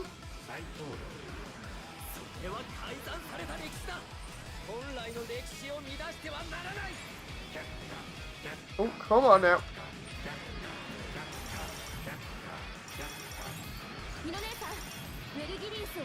I can hit him in multiple different areas with a missile pod, so that's fine. There we go.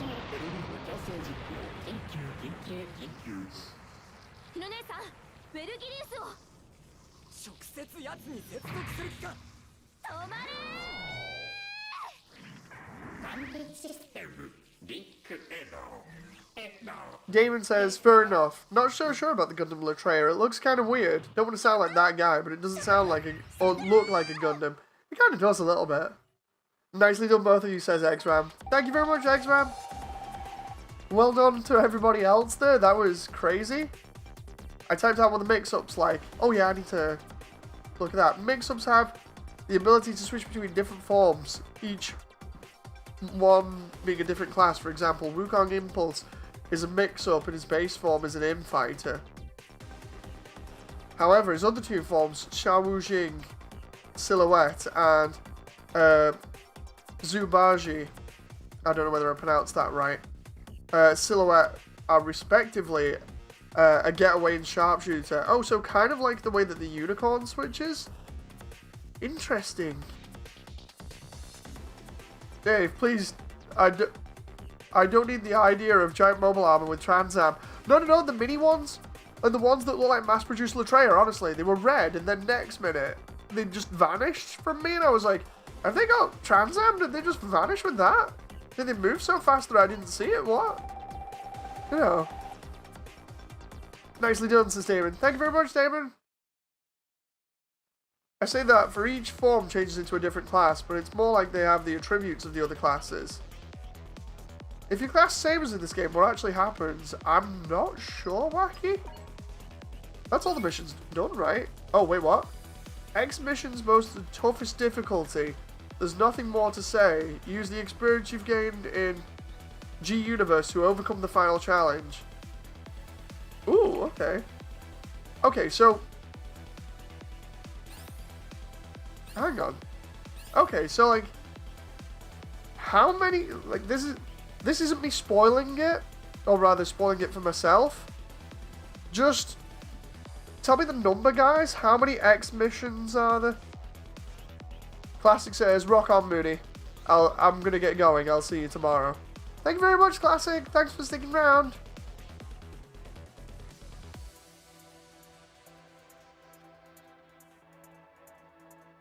Three, but there'll be more X missions added via DLC. Okay, that's cool. And then there's the Chaos missions and everything else. X mission is where you'll get the 4th level uncap. Oh, okay, that's cool. What I'll do is I'll save the X stuff then for next time if you guys don't mind, because then I can sort out this render and everything else that I've got to do for tomorrow as well. But yeah, that's gonna be cool to do more stuff, like do the EX missions as well, and then do the Chaos ones and finish off the roster for suits. Then I've got the DLC stuff on top of that. You know. Yeah, we can do that later, says Audio. Yeah, that's great then. Right. Okay then, so that's the entire game done on hard. Thank you very much, Audio and X-Ram, for that. You know, that was... Again, I can't say anything more, but this game is just super fun. I enjoyed going back through that and doing it on harder difficulty because, again, I was playing it with friends, and, you know, friends as in online friends, but it was also the whole thing of it's like, I enjoyed it because it was more of a challenge, you know. I also just beat hard mode, says X-Ram. This was a fun stream and discussion, says Guns. Wacky says, I asked because I've been playing Another Century's Episode 2 recently, and a lot of it was saber clashes, and the hype in that game. It was curious if Battle Alliance did anything similar. No. If you haven't played the DLC missions yet, I very much look forward to seeing you play them. Yeah, I haven't got up to them yet, or played them, so that's going to be fun. You're going to like the EX missions, says Audio. So yeah, it'll be fun in future doing the EX missions, the Chaos ones, the DLC. It'll be great. Anyway, guys, I'm going to call it there. Thank you very much for your time. You know, like, I appreciate you all taking time out of your day to just relax with me and chill, have good discussions, have a lot of fun discussions. If you're in stream and you end up playing like Audio and X-Ram, you know, I like that. The engagement is great, obviously. I just like the fact that we genuinely seem to have a lot of fun together. It's always fun on stream. Anyway, thank you very much. Thanks to everybody that stuck around in chat. Again, I appreciate it. Thank you very much. Thanks for anybody that's left a like or whatever, and I shall see you on the next one. So until then, I hope you've enjoyed. Bye!